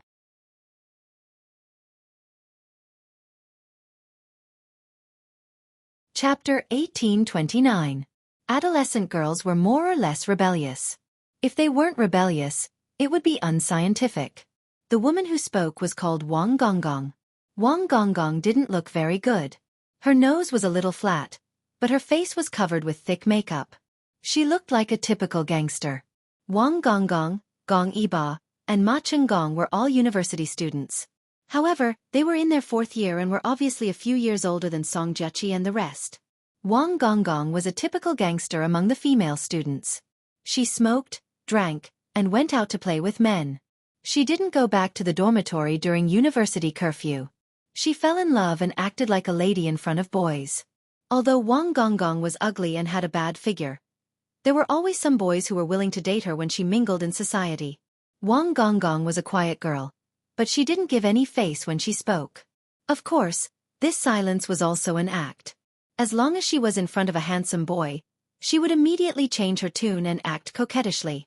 Gong Yiba and Ma Chenggong weren't the boys Wang Gonggong liked, so she couldn't be bothered to pretend. Wang Gonggong said right away that Yun Jian had come to such a place alone because she had fallen out of love. Because a girl like her wouldn't think that Yun Jian was a capable person. Hey, what do you mean by that? Can't she come here alone to learn the profound martial arts of our country? Why do you make it sound like a girl can only come out alone when she's heartbroken? The first person who was unhappy with Wang Gonggong's words was Song Xueqi. Song Xueqi shouted at Wang Gonggong. Can't I say it? I think she came here alone because she's heartbroken. Wang Gonggong glared at Song Xueqi. Song Xueqi was so angry that she almost flipped the table. In the end, Song Xuehui calmed her down. If it weren't for Gong Yiba and Ma Chenggong's good attitude, Song Xueqi and the rest wouldn't have followed Wang Gonggong. Yun Jian pursed her lips and ignored Wang Gonggong. 1.5 hours later, they set off from Yunling town and finally arrived at the foot of Yunling mountain. After another hour of climbing, they finally reached the top of the mountain. As soon as they reached the top, they saw a huge ancient building that looked like a temple. However, its architectural style was completely different from that of a temple. There was also a plaque hanging above the entrance. On the plaque, from right to left, there were 4 words written in ancient seal script: Heavenly Dao Huang Family. As soon as Yun Jian and the others walked through the gate, they saw a group of people shouting and practicing martial arts with an old man who looked like a cultivator immortal standing on the high steps. Every time he displayed a fist technique, a loud shout would come from his throat. Huh! Hey! This was an orthodox martial arts family. Are you here to practice martial arts as well? Seeing that someone had entered the door, the old man jumped down from the stairs. After instructing the disciples around him to practice freely, he walked towards Yun Jian and the others. Yes! Xueqi and the others replied excitedly. Yun Jian didn't have the time to stay here and practice martial arts with them. She did not forget her purpose, which was to get the letter. Xueqi and the others looked at the old man excitedly and respectfully, trying to join the disciples who practiced martial arts. Yun Jian's words suddenly rang out in front of Xueqi, Xuehui, Wang Gonggong, and the others. She said to the old man.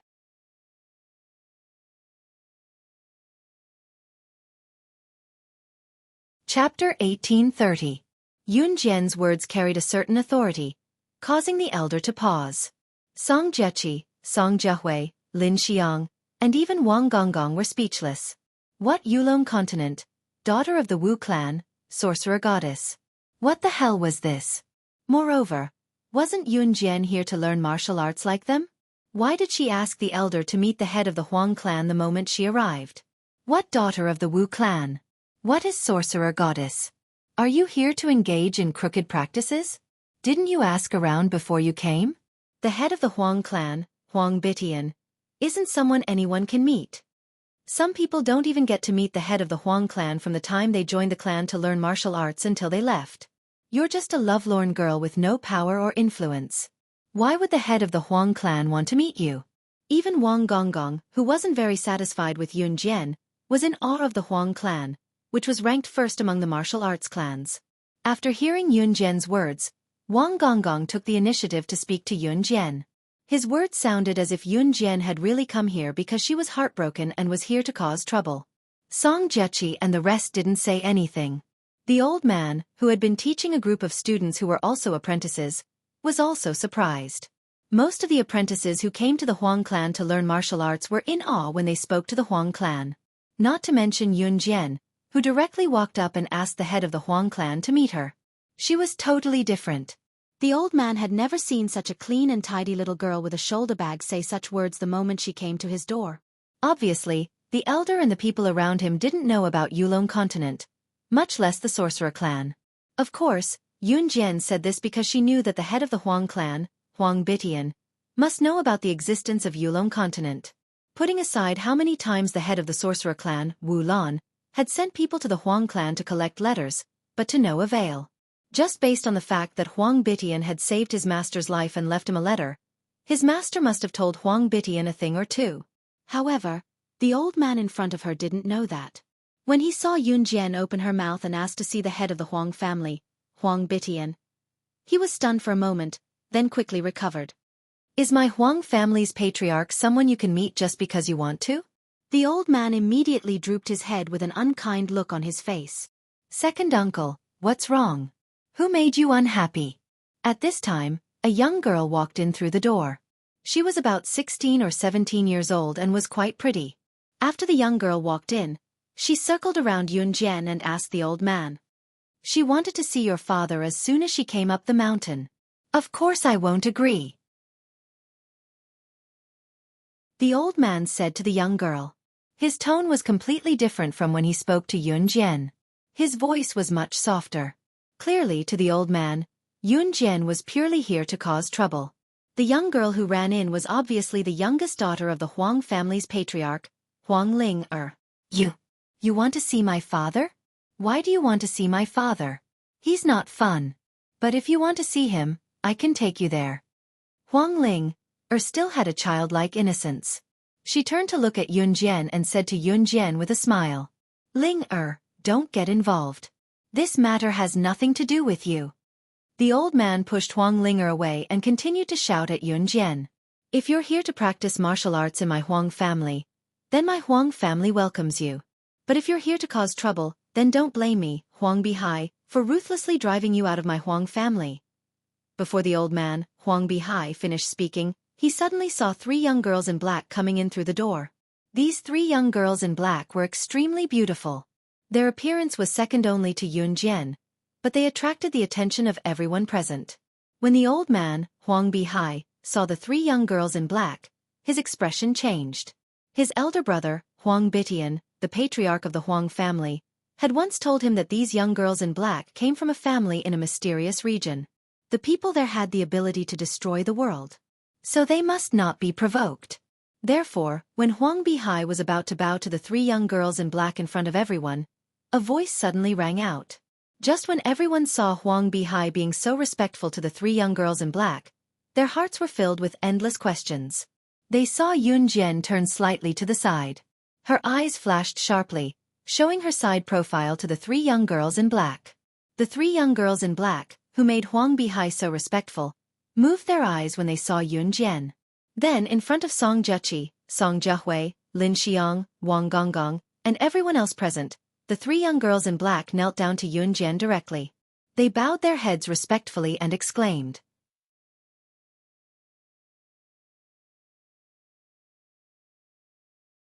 Chapter 1831. The 3 girls in black were from the sorcerer tribe of the Yulong continent. Yunjian blinked. Of course, she knew why the 3 girls were here. The sorcerer tribe leader Wu Lan had sent people from the sorcerer tribe to the Huang family for a few letters.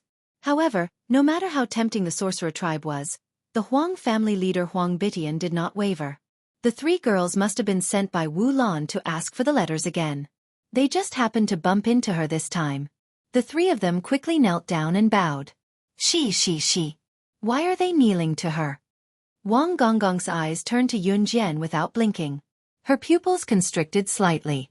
Wang Gonggong did not hate Yunjian very much. She did not want Yunjian to die either. What she said before sounded like she was targeting Yunjian. However, Wang Gonggong had a habit of picking on people. Yunjian, why are they kneeling to you? Wang Gonggong was not the only one surprised. Even Song Xueqi and Song Jiahui were shocked. Surprise flashed across everyone's faces. This is not the feudal society of the ancient times. Everyone is equal. Where is your dignity? Could it be that she threatened you? Get up. Wang Gonggong was a very mysterious person. When she was in a good mood, she was nice to everyone. When she was in a bad mood, she was not nice to anyone. Seeing the 3 girls in black kneeling in front of Yunjian and bowing to Yunjian with the etiquette of the Yulong continent, she could not take it anymore. Or maybe the 3 girls in black were too mysterious. People were all cheap. If someone acted like they did not want to talk to you and did not take you seriously, you would think that this person was good and want to get close to her.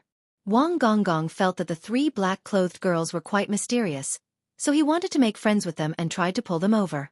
However, when Wang Gonggong reached out her hand, one of the 3 girls in black pushed her away and ignored Wang Gonggong. You don't have to kneel here. After Wang Gonggong was pushed away by one of the 3 black-clothed girls, Yunjian's voice rang out. Hearing this, the 3 girls in black who had ignored Wang Gonggong immediately stood up and retreated to the side. This degree of obedience was in stark contrast to his action of pushing Wang Gonggong away. Wang Gonggong's face instantly darkened. Second uncle, look, this sister looks like a good person. I'll go call my dad. When Huang Linger saw this, she turned her head and winked at Huang Bihai. She then turned around and walked towards her father's residence. Linger. Huang Bihai simply couldn't stop this naughty girl. By the time he shouted, Huang Linger had already walked far away. After a while, Huang Linger brought over a man in his 50s. He was wearing a righteous martial arts uniform and had short hair. He was about to enter his old age. This person was the head of the Huang family, Huang Bitian.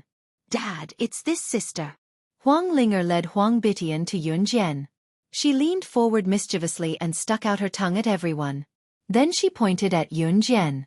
It was apparent that Huang Bitian had heard about Yun Jian from Huang Linger before he came. Coupled with the presence of the three witches, Huang Bitian had basically determined Yun Jian's identity. He looked at Yun Jian and frowned. "You're the disciple of expert Bailey? The witch tribes. Which god?" Bailey was a surname. The expert Bailey that Huang Bitian mentioned was her teacher. Yun Jian nodded. "You can say that. If it wasn't for him, I wouldn't have learned all of this." "Then I can't give you the letter." Huang Bitian frowned and refused. In the eyes of everyone present, Huang Bitian was a supreme existence. The head of the Huang family. The head of the Huang family, which was ranked first among the martial arts families. Huang Bitian directly rejected Yun Jian. No one was surprised. However, they all thought that Yun Jian would definitely beg Huang Bitian for what she wanted. She seemed to be begging Huang Bitian for the letter. Just when everyone thought that Yun Jian would beg Huang Bitian to give her the letter, Yun Jian's eyes flashed with a murderous intent. Standing in front of everyone, her petite figure refracted the words that made everyone present unable to help but submit to her. In the next second, she flipped her hands and two butterfly knives appeared in her hands, one on each side. The blades reflected the sunlight, and the light from the knives blinded everyone's eyes. They couldn't help but squint. When everyone opened their eyes to look at her, they heard her cold words suddenly ring out.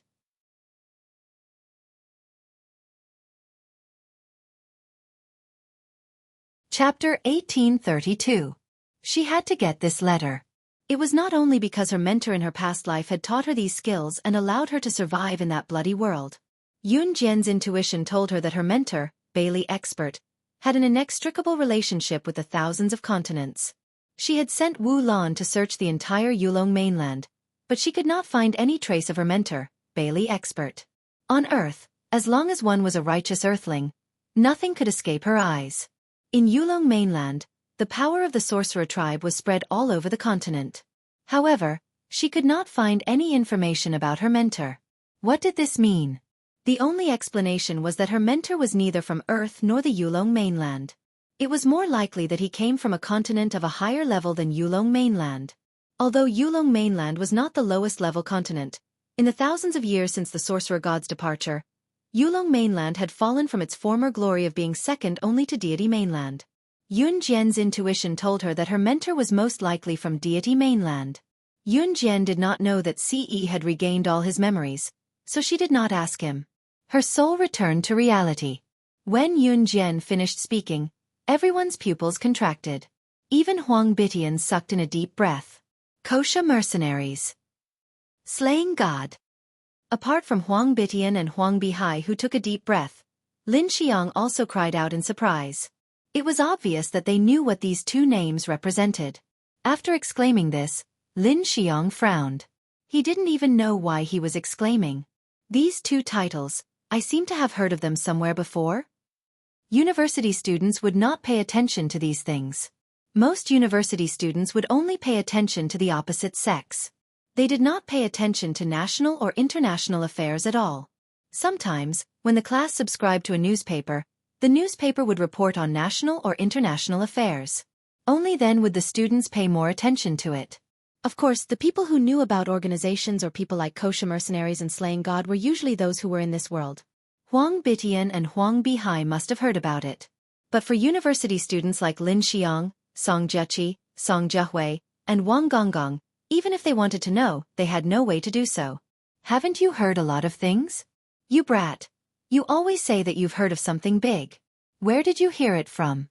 I can't tell you the details, so you should wash up and go to the side. Song Xuehui walked over and knocked on Lin Xiang's head as he said with a half-smile. Lin Xiang scratched his head and pursed his lips. I really seem to have heard of it somewhere before. But even so, whether it was Song Xueqi, Song Xuehui, Lin Xiang, or Wang Gonggong, they were all shocked by Yun Jian's arrogant words. Perhaps Yun Jian's tone was too arrogant? Or perhaps it was because the titles of Kosha mercenaries and slaying gods sounded domineering.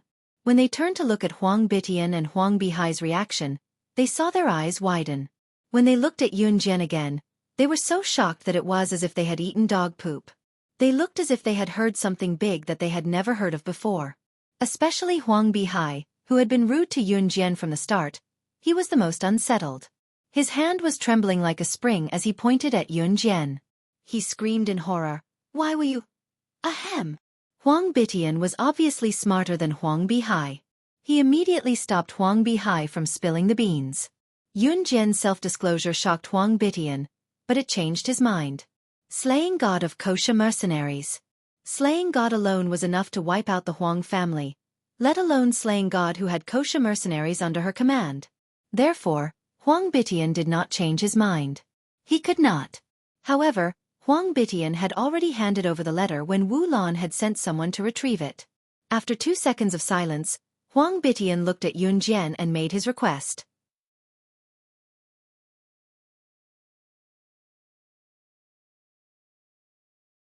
Chapter 1833. Huang Bitian's words caused everyone's hearts to tighten. Especially Song Xueqi, Song Zhehui, and Wang Gonggong. Song Xueqi had even clasped her hands together. She was clearly not the main character, so why was she feeling nervous? It was as if she was the one who had to endure the hypnotism of the Huang family's eldest disciple. However, Song Xueqi knew that her current reaction was no doubt that she was putting herself in the shoes of Yun Jian and Huang Bitian. It was like a racing enthusiast watching his favorite racer race against another excellent racer at the critical moment of rushing to the finish line, which made him feel nervous both physically and mentally. That was how Song Xueqi felt at this moment. Yun Jian, who was standing in front of everyone, narrowed her eyes slightly. Her gaze was indifferent, but in front of everyone, she accepted Huang Bitian's challenge without hesitation. All right. As long as she was given the chance, Yun Jian had never encountered anything she couldn't accomplish. Yun Jian knew that Huang Bitian had taken a step back. In the beginning, Huang Bitian had kept his mouth shut and refused to hand over the letter no matter what. Sometimes, revealing one's identity could save a lot of trouble. The reason Yun Jian brought up her identity today was to change Huang Bitian's mind. Yun Jian wasn't stupid. Unless she had no other choice, she wouldn't use the most absolute method to achieve her goal. For example, if Huang Bitian rejected her and she went on a killing spree, then not only would she be a lunatic, but she would also be a fool. If one were to ask why this was the case, first of all, Yun Jian would be exhausting her own strength to wipe out the entire Huang family. The only benefit she would receive was a letter. Furthermore, she would have to use her kosher mercenaries' influence to erase the Huang family's traces in history and on the international stage. It would be a waste of money and effort. It would be better for Huang Bitian to take a step back. It would be more convenient and simpler. Ling call your eldest senior brother out. Only then did Huang Bitian turn his head to look at his youngest daughter, Huang Ling Huang Linger pursed her lips and muttered, "Dad, you could have just given the letter to this big sister. Why did you have to call eldest senior brother out? It's so troublesome. Besides, she doesn't look like a bad person." Just as Huang Linger said this, she saw her father, Huang Bitian, cast a sidelong glance at her. Seeing this, Huang Linger's words were all buried in her stomach. In the end, Huang Linger was still somewhat afraid of her father. She was frightened by Huang Bitian's words. She turned around and pouted, then angrily ran to find her senior brother. "My apologies. Master Bailey's items have attracted a lot of attention in recent years. Many people have pretended to be Master Bailey's disciples and wanted to get them from me. So, please forgive me." After Huang Linger ran off to find her eldest senior brother, Huang Bitian turned his head and cupped his fists towards Yun Jian to express his apology. "It's fine," Yun Jian replied. Naturally, this was not a problem for her. Hypnotism was indeed her teacher's ultimate skill. Her teacher had also said that in this hypnotism, the most important thing for a scholar was talent. Those without talent would only be able to scratch the surface. Yun Jian was not boasting. Her teacher had told her this before. Her talent was the best among all the people he had met in his life. In less than 10 minutes, more than 10 people came into the house from the backyard. The man in the lead was about 20 years old. He had a dignified appearance and wore martial arts attire. He was the eldest senior brother of the Huang family that Huang Bitian had mentioned. The group of people beside the eldest senior brother of the Huang family consisted of both men and women. However, all of them wore proper martial arts attire. Clearly, these people were different from those who came to the mountain to learn martial arts.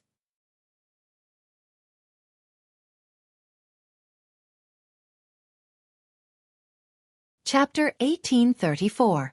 The orthodox successor of the Huang family's martial arts was led by this dignified man in his 20s. The group of people behind him were all successors of the Huang family.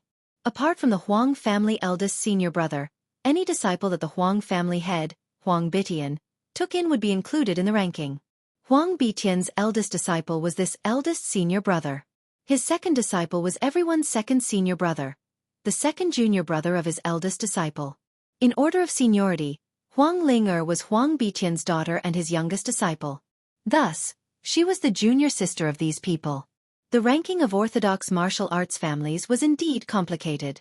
Those who were not in the circle would be confused by this complicated relationship. In short, there was one thing to remember. Wushu was the orthodox unique skill of an aristocratic family. The disciples of the head of the aristocratic family were the ones who were ranked among the senior brothers, junior brothers, sisters, and junior sisters.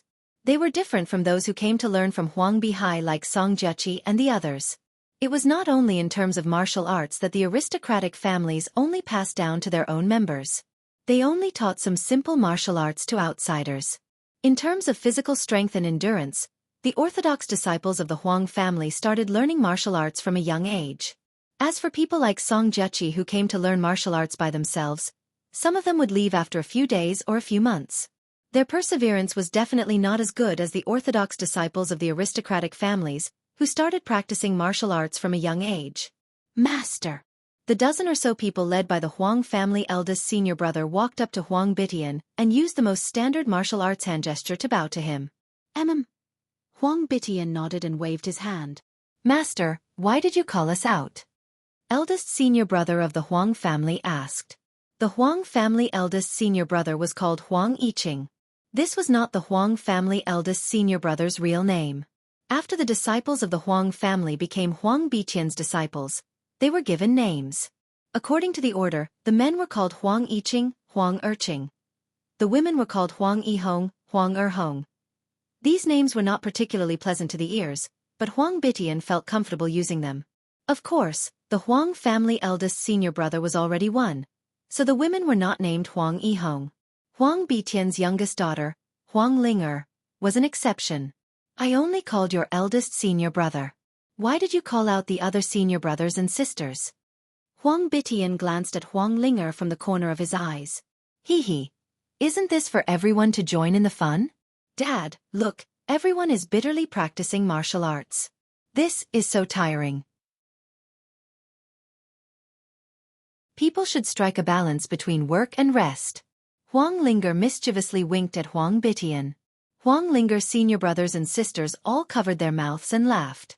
It was obvious that Huang Ling'er's mischievousness had not been going on for a day or two. You!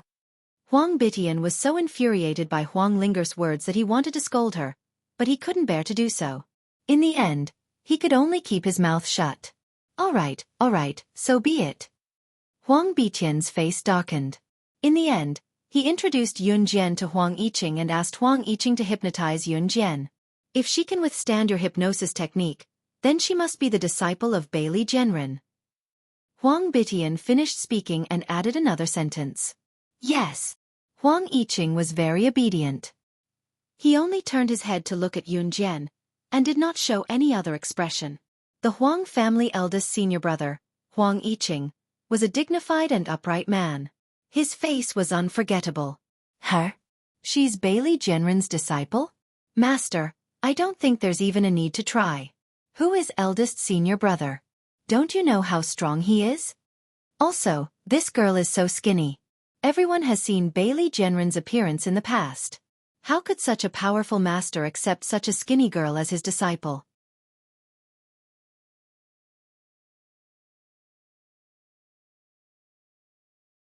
Chapter 1835. The girl who spoke up was one of Huang Ling'er's senior sisters and Huang Bitian's disciple. Because she was ranked 9th among all the senior brothers and junior sisters, she was called Huang Jiuhong. As Huang Jiuhong spoke, she glanced at Yun Jian. From her expression, it seemed that she didn't like Yun Jian very much. Unlike Wang Gonggong, who didn't like Yun Jian, Wang Gonggong didn't have any bad feelings towards Yun Jian. At least, he didn't want to kill Yun Jian. Huang Jiuhong also didn't have any bad intentions towards Yun Jian. Ordinary people didn't encounter many things and wouldn't be envied by girls. That was because they themselves were existences that didn't shine. If a person didn't exist, they would be automatically ignored by others.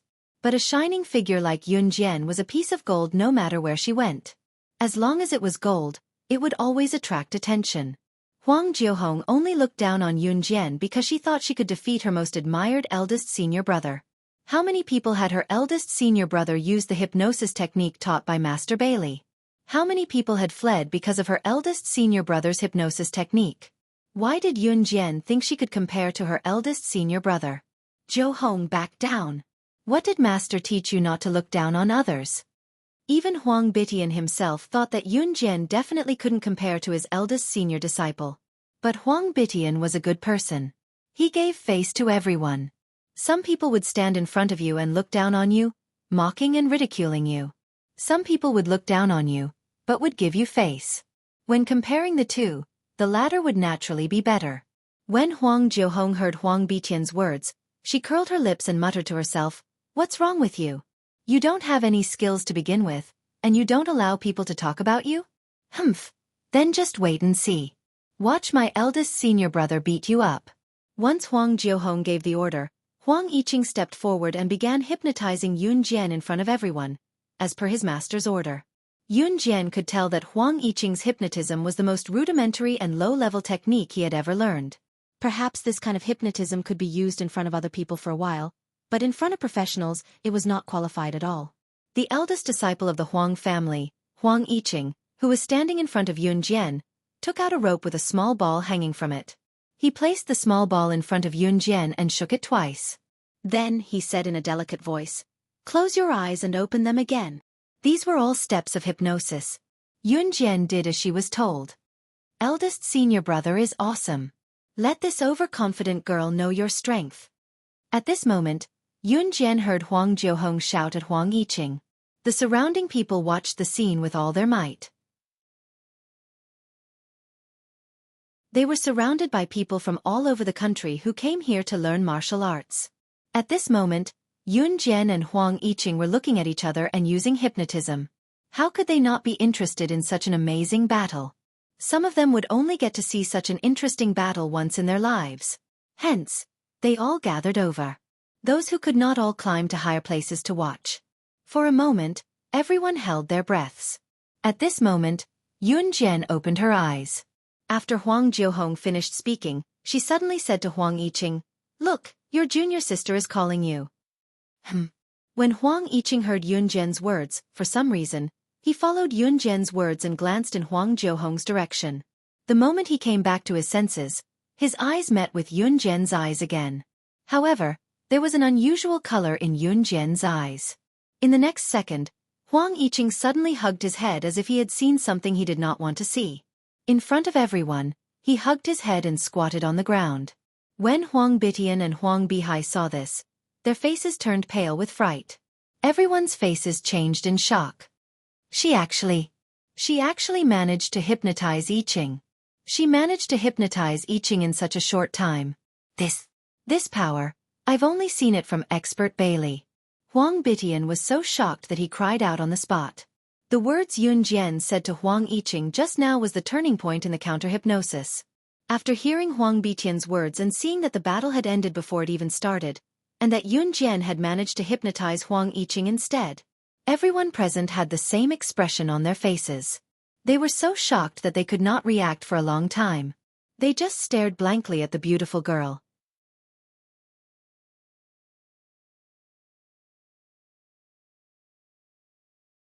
Chapter 1836.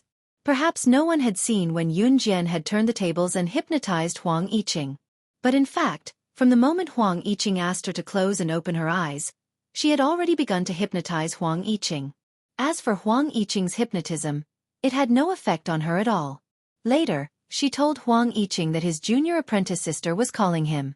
Everyone knew that hypnotism required many external factors to hypnotize someone. The process of hypnotism was also related to a person's willpower. By the time Huang Yiqing turned around, he was already affected by external factors. If Yun Jian hypnotized him directly, he would see the horrifying image in his mind. This was the reason why he hugged his head and squatted down to exclaim in shock. Huang Bitian had already guessed that Yun Jian was expert Bailey's disciple. Today, he had asked his eldest disciple to hypnotize Yun Jian to confirm that Yun Jian was expert Bailey's disciple. Secondly, it was just a formality. Never in his wildest dreams did he expect that Yun Jian's ability today was almost the same as Bailey shows back then. In fact, her talent in hypnotism was even higher than expert Bailey's. Huang Bitian opened his mouth several times, wanting to speak, but in the end, he swallowed his saliva and remained silent. Master, this means that she really is expert Bailey's disciple? Huang Jiuhong, who had been disdainful of Yun Jian, swallowed his saliva and licked his lips as he asked Huang Bitian in astonishment. Although they didn't know who Master Bailey was, Song Xueqi, Wang Gonggong, and the others could guess that Master Bailey wasn't an ordinary person when they saw how respectful Huang Bitian and the others were when they mentioned his name. Was Yun Jian really expert Bailey's disciple? Everyone looked at Huang Bitian in unison, waiting for him to confirm it. In front of everyone, Huang Bitian nodded. Yes. However, Huang Bitian walked over to Yun Jian under Huang Jiuhong's shit-eating expression. He bowed deeply to Yun Jian and said, "I'm sorry for offending you in the past. Back then, I was fortunate enough to save Master Bailey. Master Bailey also helped my Huang clan to become one of the top martial arts families. Master Bailey's kindness to my Huang clan is far greater than the simple act of saving his life. Therefore, even though my Huang clan has been in a difficult situation all these years, I didn't open the letter that Master Bailey left for me, telling me to look for him if I was in trouble. Since you are the disciple of Master Bailey, I will give you this letter as promised." After Huang Bitian finished speaking, he turned around and returned to his residence to retrieve the letter. About 10 minutes later, Huang Bitian returned with a thick envelope in his hand. There were probably several layers of envelopes inside this envelope. The letter left behind by Bailey Zhao was at the innermost layer. From this, it could be seen how important this letter was to Huang Bitian. Once the envelope was handed to Yun Jian, the latter unwrapped the envelope in a few moves. Is this the letter left behind by Master Bailey? Let us take a look. We've already opened it anyway. Huang Jiuhong quickly dispelled the awkward atmosphere. She walked over and was about to look at the envelope in Yun Jian's hand. Just as she looked over, Yun Jian dodged. Huang Jiuhong stomped her foot and pouted. In the end, Huang Bitian glared at her and she didn't say anything. Everyone watched as Yun Jian opened the envelope and took it out. When she saw the words on the envelope, her eyes lit up. Then, she seemed to be shocked by the words on the envelope. Seeing this, the surrounding group of people were somewhat curious. Even Huang Bitian was curious. Yun Jian was the kind of person who could remain calm even if the sky collapsed. Huang Bitian felt the same way about her. When he saw her shocked expression, he couldn't help but be even more surprised. In fact, Yun Jian wasn't just shocked. Her heart was in turmoil. However, she didn't show it on her face.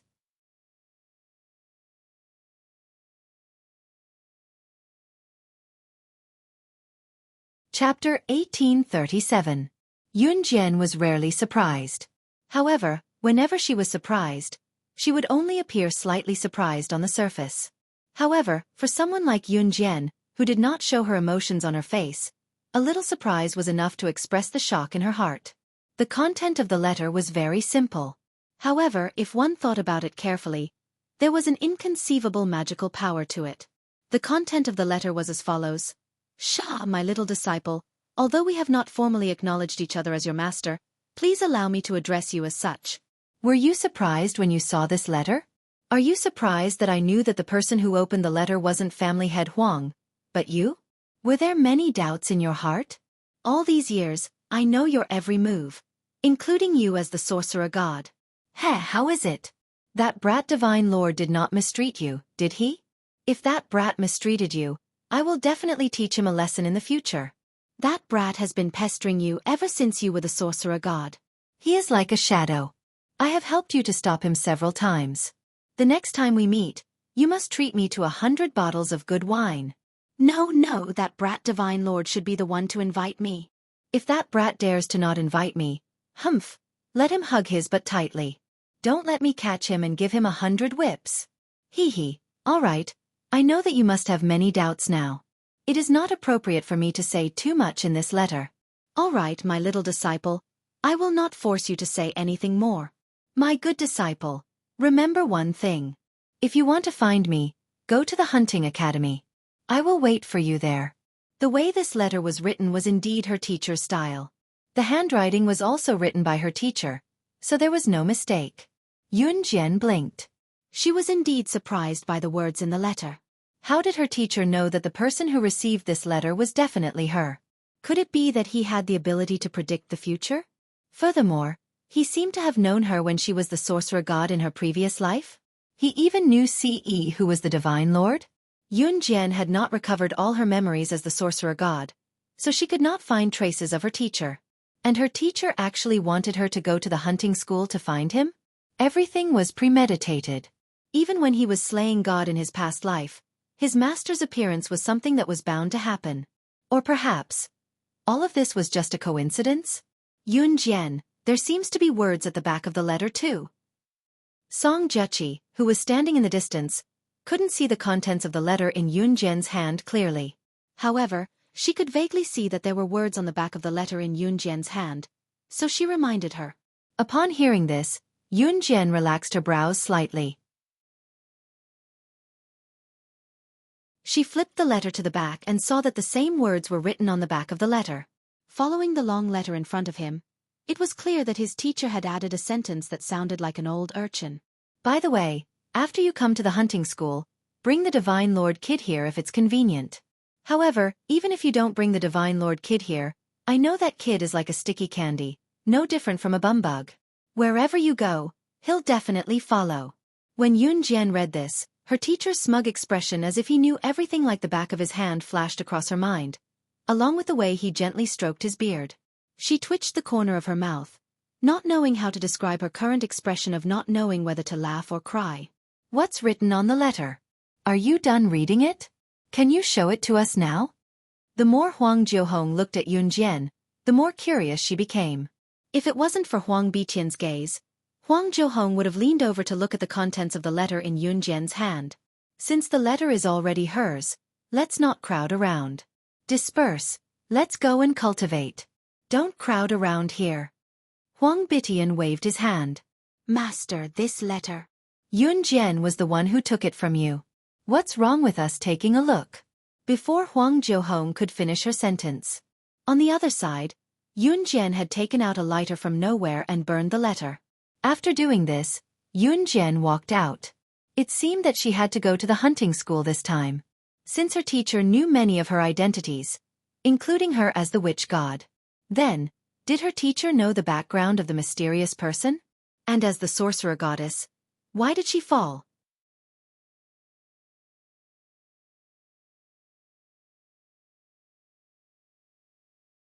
Chapter 1838. Yun Jian was unaware of all these doubts. She had no way of finding them out at this moment. To solve her doubts, she had to go to the hunting school. Seeing Yun Jian burn the letter and walk out of the Huang family's door, everyone was shocked. Master, she burned the letter. She. Huang Jiuhong screamed in shock. The letter has been given to her. How she deals with it is her own business.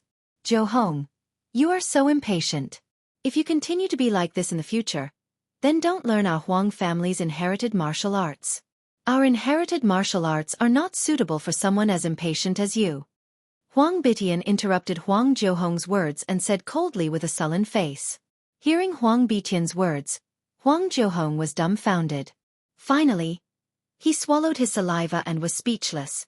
Yun Jian, who was walking down the stairs, turned her head halfway and glanced at the plaque with the words, Huang Family of the Heavenly Tao, written on it. Then, she turned her head to look at Xueqi and the rest. If Xueqi and the rest didn't know the way, she wouldn't have found the Huang family so quickly, and she wouldn't have received the letter her master left for her so quickly. Yun Jian pursed her lips and curled her lips at Xueqi before she left. We'll meet again if fate wills it. In the vast sea of people, if fate wills it, even 1 billion people wouldn't be able to stop fate from meeting again. But if fate wills it, even if they lived in the same neighborhood, it would be harder than ascending to the heavens. After Yun Jian said that, she turned and left. Seeing this, Xueqi was stunned. Then she waved at Yun Jian and whispered, Goodbye. After her rebirth, this was the first time Yunjian went to the Enhun organization. Before her rebirth, she was an agent from the Enhun organization. The Enhun organization wasn't located on some remote island. Yunjian knew the exact location. The Enhun organization wasn't under the jurisdiction of any country. It was extremely difficult for outsiders to enter Enhun organization. Some people couldn't even find the entrance to Enhun organization. The Enhun organization's base was huge. It would take a long time to drive from one end to the other. Yunjian made a trip back to Longmen City and waited until the 10th of November to depart for Enhun Group. Before that, Mo-sen and Adam were left in Longmen City. Ce had to be by her side, and Lan Su had just gotten pregnant. Adam naturally couldn't bear to take Lan Su on a long journey to Enhun organization. Mo-sen was the elder brother. In consideration of his younger brother, Mo-sen decided to return to Enhun organization by himself. Of course, during this period of time, Mo-sen and Rockberry maintained the kind of relationship where they would occasionally greet each other when they saw each other, but neither of them would speak much. Luoberry didn't talk much because she was shy. When she saw the man she liked, she would talk incoherently. Mo-sen, on the other hand, did not know what to say. Mo-sen returned to Enhun earlier than Yunjian. On the night of his return, he came to Qing Yu's house early in the morning. Yunjian snatched Qing Yu's pillow and sat on the sofa, waiting for Qing Yu's homemade pastries for her to eat. Qing Yu had stopped researching poisons recently and had started researching pastries instead. The pastries tasted horrible, but they were getting better recently. When Qing Yu brought out the pastries she made herself, Gu Nianji pinched her nose without giving face. Ha! What's this burnt smell? It's suffocating. It's good enough that I'm cooking for you for free. Why are you yelling? You're eating my food and staying at my place. You're even sleeping on my bed and wearing my pajamas. You're such a busybody, Gu Nianji. Qing Yu retorted. Okay, let sister have a taste. Seeing Qing Yu bring out the pastries, Gu Nianji stretched her hand to take them. Sister Qing Yu's pastries are getting better and better. Luoberry was a sweet talker. She stuck her tongue out at Qing Yu after taking a bite. She shoved the pastry into her mouth, chewing and swallowing it without hesitation.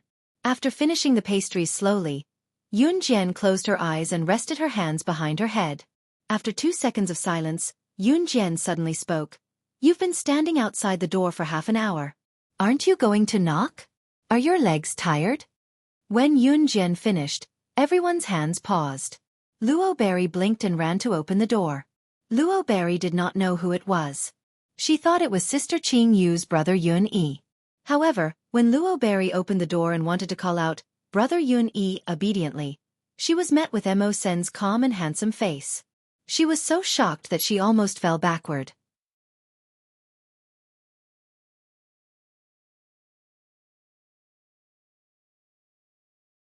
Chapter 1839.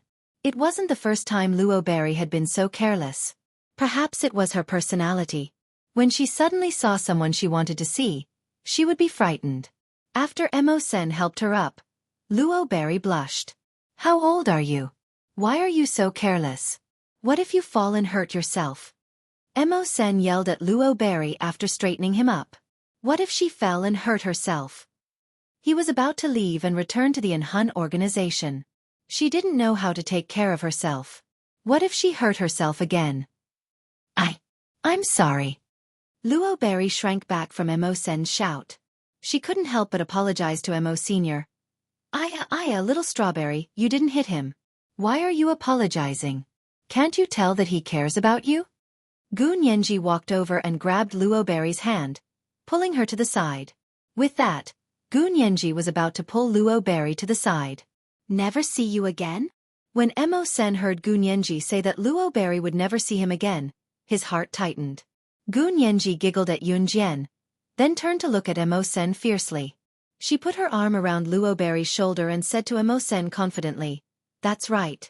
My little strawberry will be with me every day from now on. We'll sleep together, bathe together. Oh right, we'll even rub each other's backs when we bathe. Gu Nianji even reached out to rub Luoberry's back. It looked like she was really rubbing Luoberry's back. Gu Nianji's words made Luo Berry's face turn as red as an apple.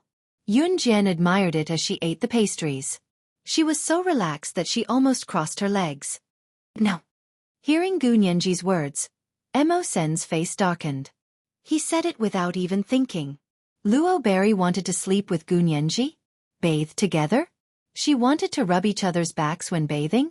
He would never allow it. For some reason, Luo Berry's face turned red when she heard Mo Sen say, no.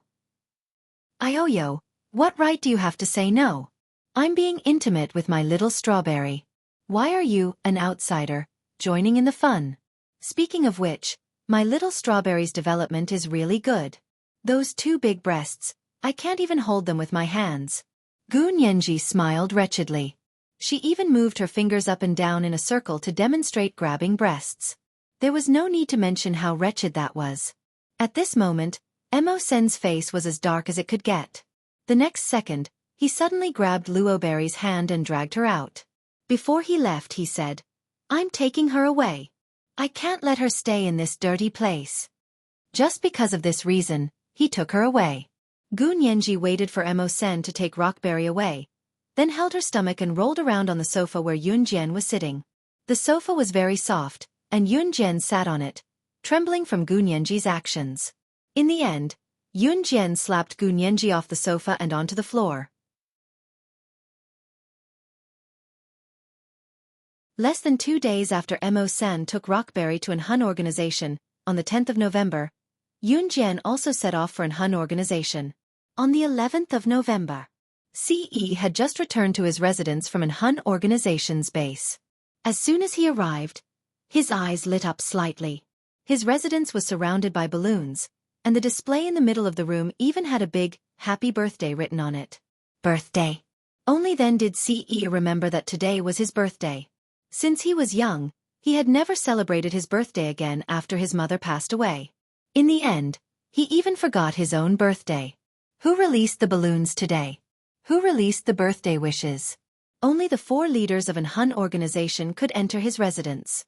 Other than that, if anyone else entered, the snipers outside would immediately shoot the person who did not have time to enter, regardless of gender. Just as CE was thinking about this, the bathroom door in his residence suddenly opened, and a petite figure flashed out of the bathroom. Yun Jian, who had just finished showering, exuded a milky fragrance. Her hair was disheveled and was still wet. Yun Jian only had a bath towel around her. Her voluptuous breasts were wrapped under the short bath towel, revealing half of her full breasts. Her little feet were bare as she stood on the floor. Just looking at her was enough to arouse one's desire.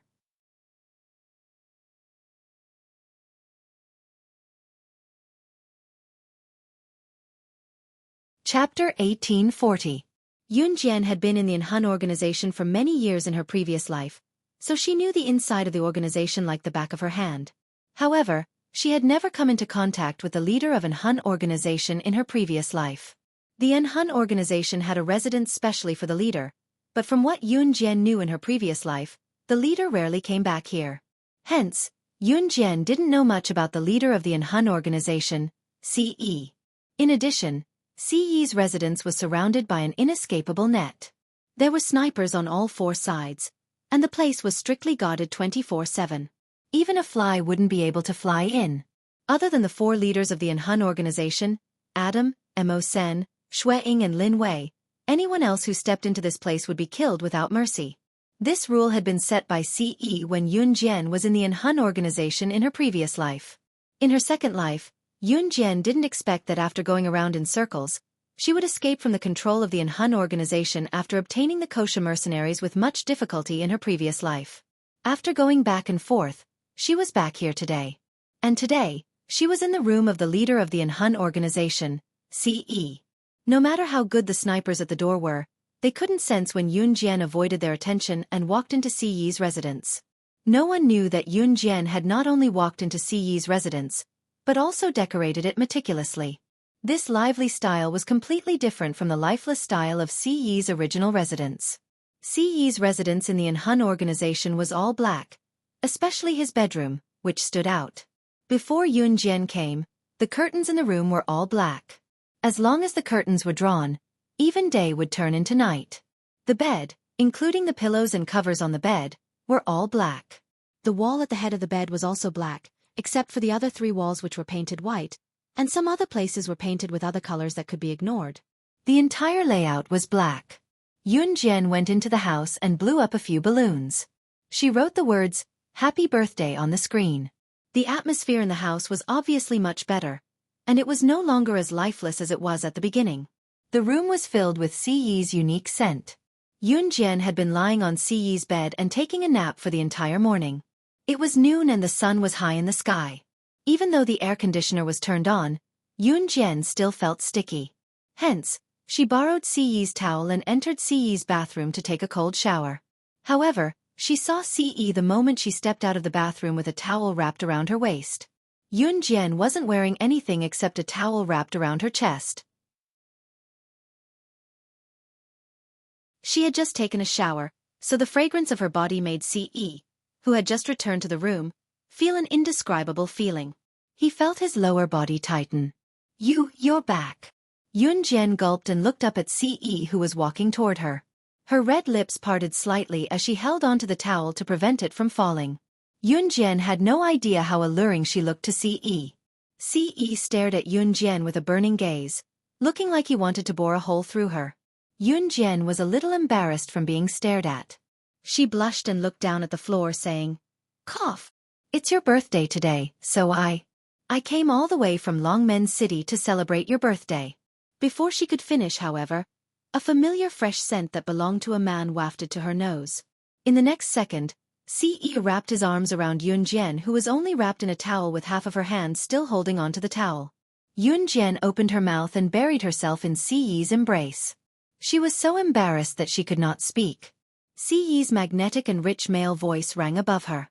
There was a subtle hint of uncontrollable emotion in his voice that was different from before. "Xiao Jian, you're so beautiful."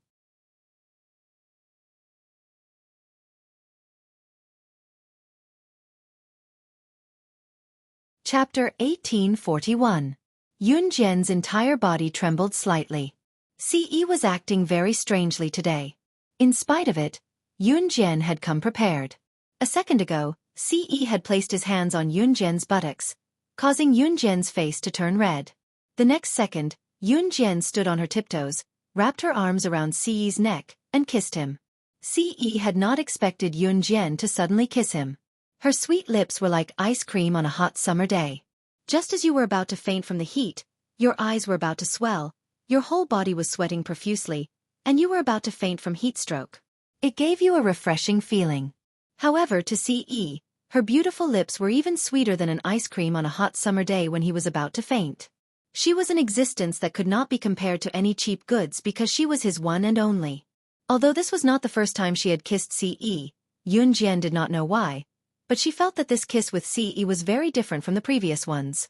Perhaps it was because she only had a towel wrapped around her body today? Towel. Yunjian suddenly remembered that she only had a towel wrapped around her body, and the towel only covered half of her chest. She was not wearing anything underneath. Yunjian's slender arms and half of her chest were in close contact with the air, and it was chilly. At first, Yunjian still used one hand to hold on to the shaky and unstable towel. However, when she saw Siyi earlier, Yunjian forgot about this. She reached out and wrapped her arms around Siyi's neck, and kissed him on the lips. She only remembered her current situation when she lost herself in the kiss. At this moment, Yunjian's face flushed red.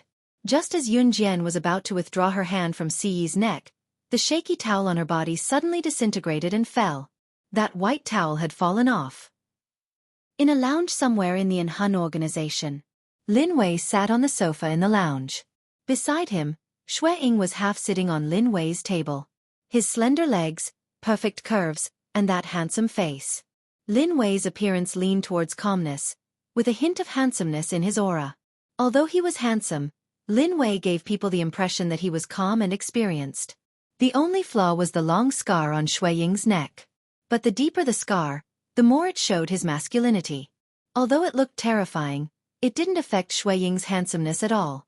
At this moment, Xueqing was half sitting on the table. One of his slender legs was leaning against the table while the other was resting on the ground. No matter how one looked at him, one could see how handsome he was. Although Lin Wei looked like an old Taoist, his appearance was young. His face was enough to charm a group of young girls. At this moment, Xueqi shook his legs and looked sideways at Lin Wei.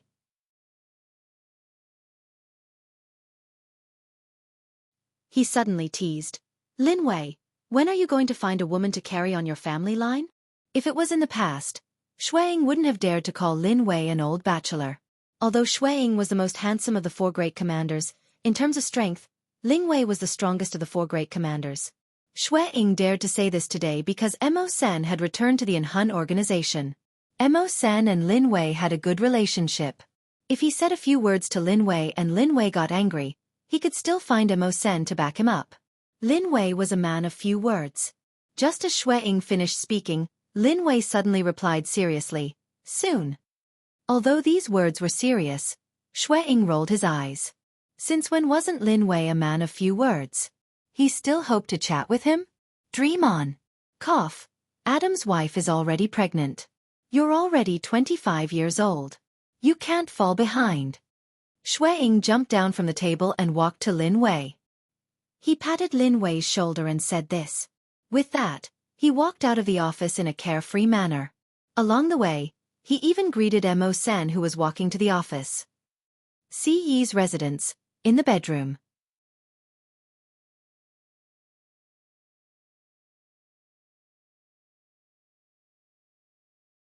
Chapter 1842.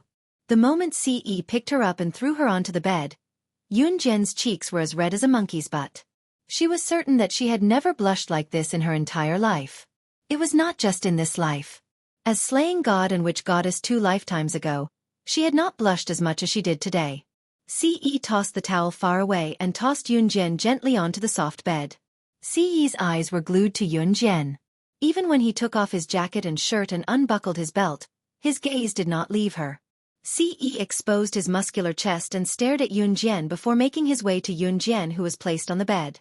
His pants were still on, but his eyes were fixed on Yunjian, never moving away from the deep gaze that met hers. Xueqi, who could be sharp and ruthless to others without batting an eyelid, was now attracted to Yunjian. There was an unprecedented gentleness on his face. It was a gentle expression that might seem a little forced to an outsider. Seeing Yunjian with her arms crossed and a smirk on Xueqi's face, his magnetic voice suddenly rang, making Yunjian's ears tingle and her body tremble. "Xiao Jian, move your hand away." It was undeniable that Xueqi was getting more and more wretched. If the elderly saw him for the first time, they would only think that Xueqi was decent and reliable. He was not lustful and made people feel that he was dependable. If Yunjian heard what the elderly said now, Yunjian would probably smash them to death with a brick. It would be a miracle. She half covered her chest with her hand to prevent herself from being exposed to Xueqi. Xueqi had been looking at her lustfully since just now, and was even asking her to move her hand away. If anyone dared to say that Xueqi was not lustful, she would fight them to the death. In spite of it, Yunjian was too embarrassed to move her hand away. "You." Yunjian's blush was comparable to Chili's. Just as she spoke, her words were blocked by Xueqi's lips. The man was really self-taught when it came to kissing. Perhaps it was due to his previous experience. Xueqi caught her easily. Yunjian was numb from the kiss, unable to muster any energy. She didn't even know when the hand that was covering her chest had been moved away and replaced with a bigger palm. An Hun group's lounge. Ever since the noisy snow eagle left, Ling Wei's ears finally quieted down. He lifted his slender legs and stood up from the sofa. Just as he was about to go to the killer training camp, he bumped into Mo Sr. "You're going to the training camp?" "Lin." It was no wonder that the two of them had similar personalities. They even had a general understanding of where the other was going. "Okay." Lin Wei nodded. Lin Wei was the one who spoke the most when talking to Mo Sr. "Snow Eagle said that you're looking for a woman to carry on your family line?" Mo Sen was not shy at all. "I'm planning to." Lin Wei answered Mo Sen briefly as he followed him out. "Who are you looking for?" Mo Sen asked again. "We'll talk about it later." Lin Wei did not have any requirements for his other half. He felt that it was enough for him to have a woman who could bear his children. As long as this woman was loyal to him and did not cheat on him, he would not find another woman in his life. It did not matter if there was no sex for love. If the future snow eagle heard Lin Wei's monologue, he would probably kick him and scold him. What happened to the sex for love? Go eat *T. There hasn't been any outstanding assassins in the training camp recently. Lin Wei had already arrived at the assassin training camp with Mo Senator. He stood not far away from the training camp and spoke briefly. I'll pay attention and send someone over as soon as there's one. Mo Sen said to Lin Wei as they walked. In Siyi's bedroom. Siyi had already taken off all his clothes. The two were hugging each other.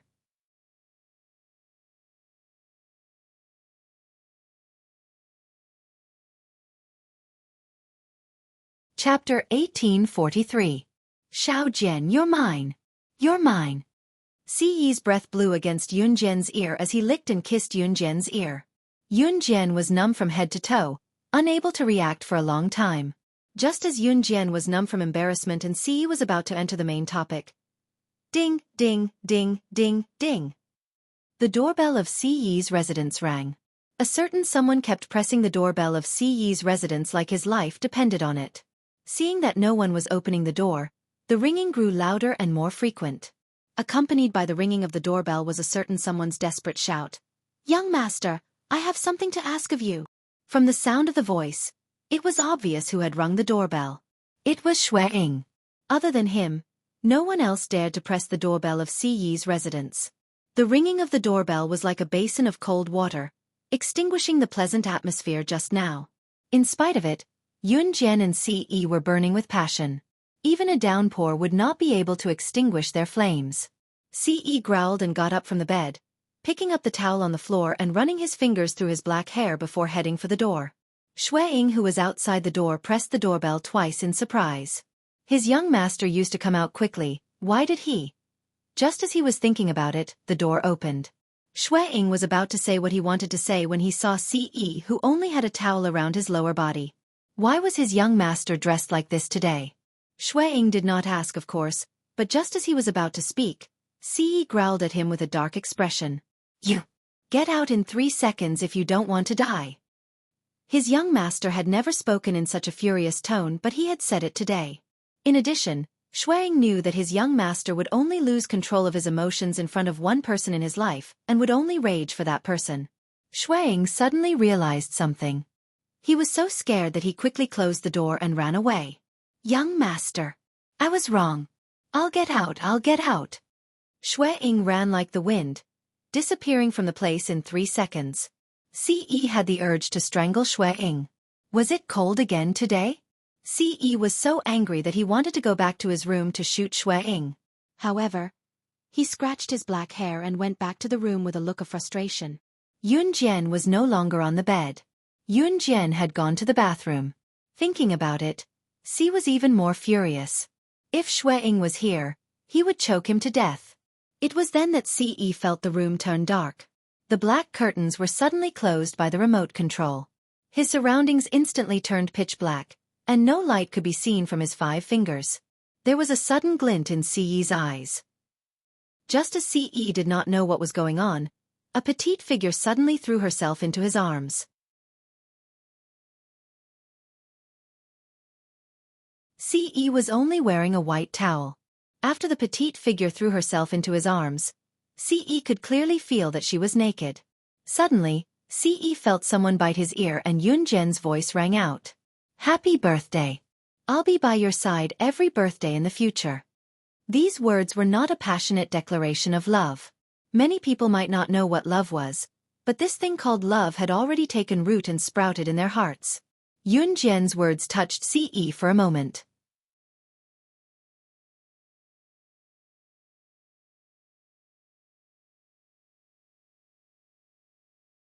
Chapter 1844.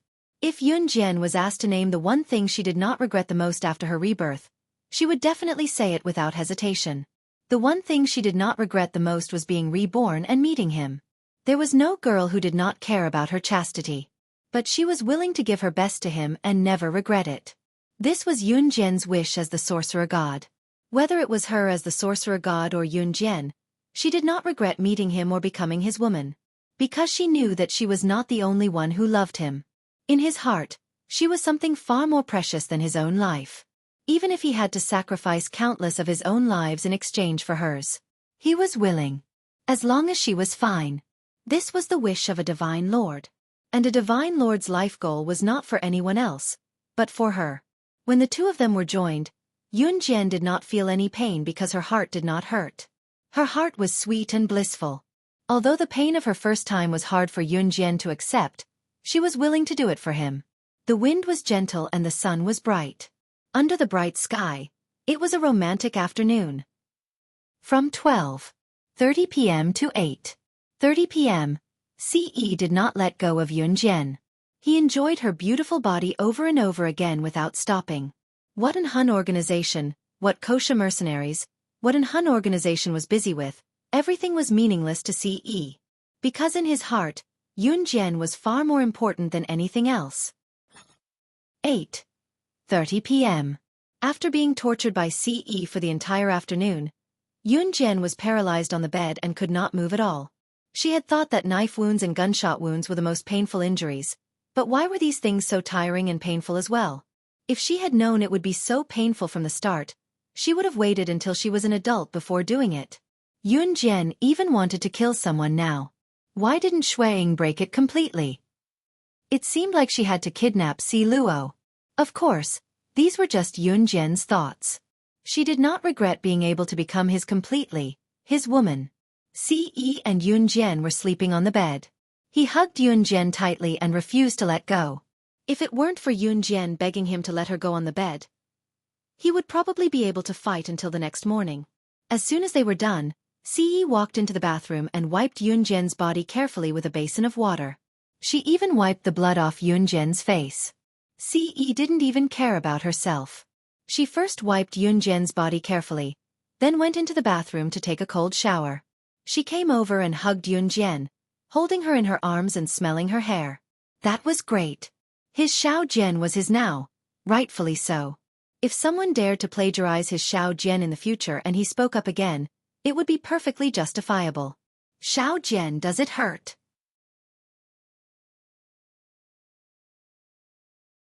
Ce placed his hand on Yunjian's stomach, feeling a little regretful about his earlier rudeness. Yunjian turned away and ignored him. Ce panicked when he saw that. He propped himself up and turned to look at Yunjian. Xiao Jian, where does it hurt? Let me see. Don't look. Yunjian suddenly folded her legs and turned around to show him her back. She couldn't possibly spread her legs for him to see where it hurt. Ce had no idea what was wrong with him as he hugged Yunjian and rubbed and blew on her. It was obvious how much he cherished Yunjian. If the 4 leaders of an Hun group saw Ce's act of showing weakness, they would probably yell, "This isn't our young master." Yunjian did not know what was wrong with her.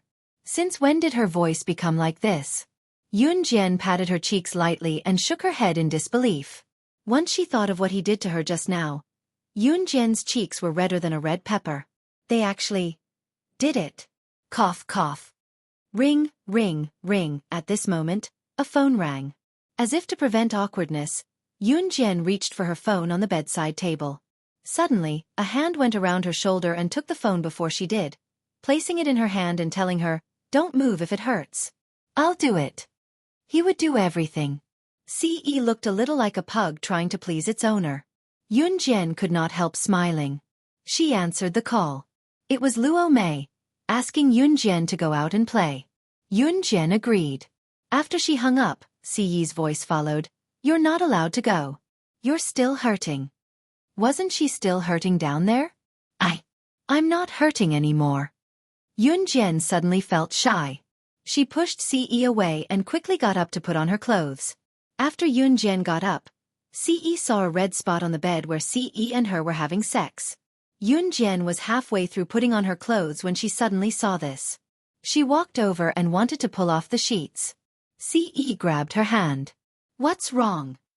"I'm going to shower first." Yunjian blushed and did not dare to look at Ce.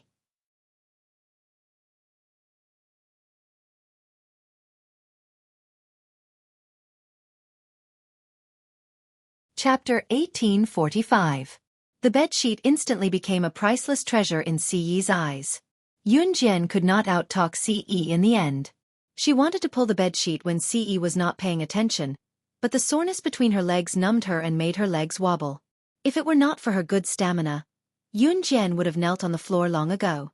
Yunjian, however, turned to her side and fell toward the edge of the bed instead of kneeling. If a normal person was tortured by Ce for 8 hours, they would probably not even be able to lift their legs. Yunjian had just stood up to put on her clothes and take a few steps. She had only taken a few steps when the soreness in her thighs made her unable to stand up again. He had just gone at her for 8 hours. Yunjian did not have any common sense, so she agreed to go out and play without hesitation, thinking that she could still walk. Now, however, her legs were numb. The lingering pain after the battle was not excruciating but soft. Yunjian felt like her legs were like springs when she stood up, unable to move at all. She only managed to avoid falling on the floor by pouncing on the bed. Ce scooped Yunjian up to his chest and pulled her into his embrace. "You're not allowed to go out today. You're not allowed to wash the bedsheet," Ce said domineeringly as he gripped her hand. His Xiao Jian wanted to run away the moment she became his woman? He would not allow it. "I've already made an appointment. I'll go out later," Yunjian said, too shy to look at Ce's face. Ce, who had just had sex, was not satisfied yet. He had let her go earlier because he felt that she was tired. Now that he heard Yunjian, however, Ce smirked. "Xiao Jian, you're not tired? Let's continue then." As he spoke, he turned and pinned Yunjian on the bed. Yunjian's words were shoved to the back of her head by Ce as well. Before she was forced to go 3 rounds, Yunjian could only think of one word: beast. Soft and lingering moans could be heard continuously. It wasn't until 10:30 p.m. that Ce finally ended her assault. It was too late now. Yunjian did not even have the strength to lift her hand, let alone look for the rockberry. Her legs were soft as if they didn't belong to her at all.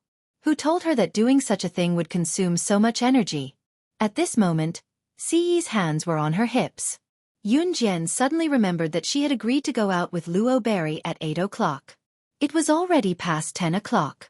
She quickly picked up the phone and made a call. Beep, beep, beep. The phone rang 3 times. After 3 rings, Luo Mei picked up Yunjian's call and said anxiously, "Yunjian, are you okay? He didn't fall, did he? Nothing happened, right? I called you so many times, but you didn't pick up. I was so worried." Rockberry's voice was heard. The phone rang, but Ce pressed it down forcefully. He even set the phone's ringtone to none, before continuing to do the deed. Yunjian had actually arrived at an Hun organization on the 10th of November, which was yesterday. However, she had stayed at Luo Mei's place for a night, so Luo Mei knew that she was here. Mo Sen was very gentlemanly to Luo Mei. He had arranged for her to stay alone, unlike Xueqi, who forced Si Luo to stay in his room. Yunjian's eyes flickered when she heard Luo Mei's words. She immediately found a ridiculous excuse and said to Luo Mei, "I accidentally fell and couldn't move. That's why I didn't call you to explain." This was the most ridiculous lie that Yunjian had ever told. She didn't expect Luo Mei to believe her. "Ah, are you in pain? Do you need me to come over and take a look?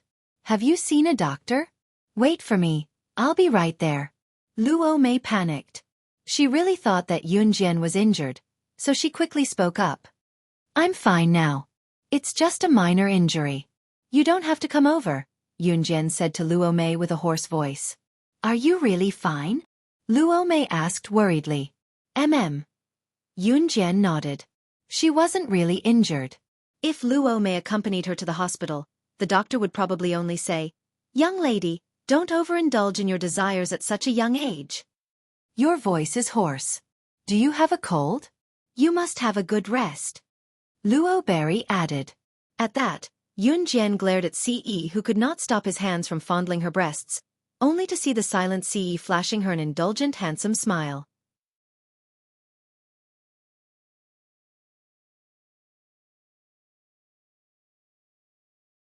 Chapter 1846. Ce smirked, realizing that he was becoming more and more addicted to his Xiao Jian. Her entire body belonged to him. Every part of her body was in contact with his soul. Even her toes were not spared. Ce arched his handsome face and reached out to pull Yunjian into his embrace. His hands moved up and down. Yun Jian patted Siyi's hand twice, but Siyi's eyes were fixed on her. In the end, she was too embarrassed to call Luo Mei while being touched by Siyi, so she found an excuse to end the call.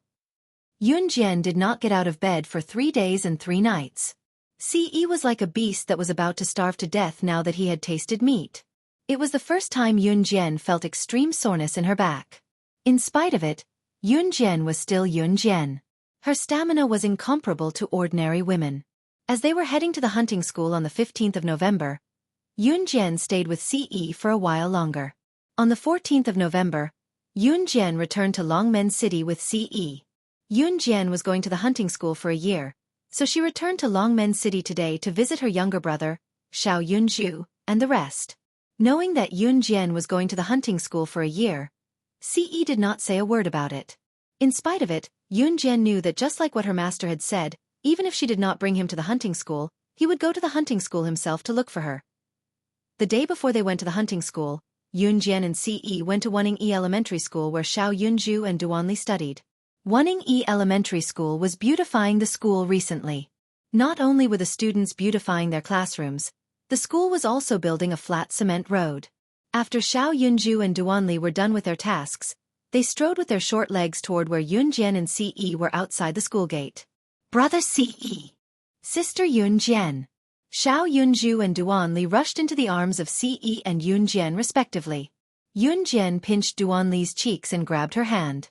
Siyi grabbed Xiao Yunju's collar and dragged him to the kindergarten to pick up Duanya. Knowing that her daughter would be away for a year, Qin Yiru prepared a sumptuous dinner. Everyone sat around the table and enjoyed the sumptuous dinner. After that, Yun Jian and Siyi returned home. Siyi used the excuse that Yun Jian was going to be away for a year and pressed Yun Jian down on the bed, the sofa, the door, the bathroom. After a round of suppression, young men who had tasted meat were the fiercest. Yun Jian truly understood the meaning of this sentence. Siyi kissed and touched her, vividly displaying the word, immoral. The next morning, Siyi personally sent Yun Jian to Min City Military Academy. When they arrived at the entrance, everyone looked over. Yun Jian and Siyi were not only compatible in terms of looks, but they were also tall and well-proportioned. No matter where they went, they would be a very beautiful couple. Therefore, they attracted the attention of a large group of students around Min City Military Academy. Yun Jian did not enter the school because she had already seen Yu Xiaoluo's car parked there. Siyi grabbed Yun Jian's hand and led her forward in 2 or 3 steps by Siyi. Yun Jian, you're here. Hurry up and get in the car. Get ready to go. Yu Xiaoluo waved at Yun Jian when he saw Yun Jian. There were a few military academy instructors standing beside Yu Xiaoluo. They were obviously there to send them off. Yun Jian could see that Yu Xiaoluo's jeep was already filled with the 2nd and 3rd place Special Forces soldiers from the previous selection competition. After hearing Yu Xiaoluo's words, Yun Jian nodded. However, before Yun Jian could get into the car, Yu Xiaoluo suddenly saw that there were red patches on Yun Jian's neck. He asked, Yun Jian, what happened to your neck? Were you bitten by a mosquito? Why did the mosquito bite your neck in the shape of a mouth? Are you okay? It's not good if the mosquito is poisonous. Do you want to go to the hospital? Yu Xiaoluo glanced at Yun Jian worriedly as he said this. Yun Jian's face turned red when she heard this. Unexpectedly, just as Yu Xiaoluo finished speaking, Siyi suddenly grabbed Yun Jian's hand and pulled Yun Jian to his side.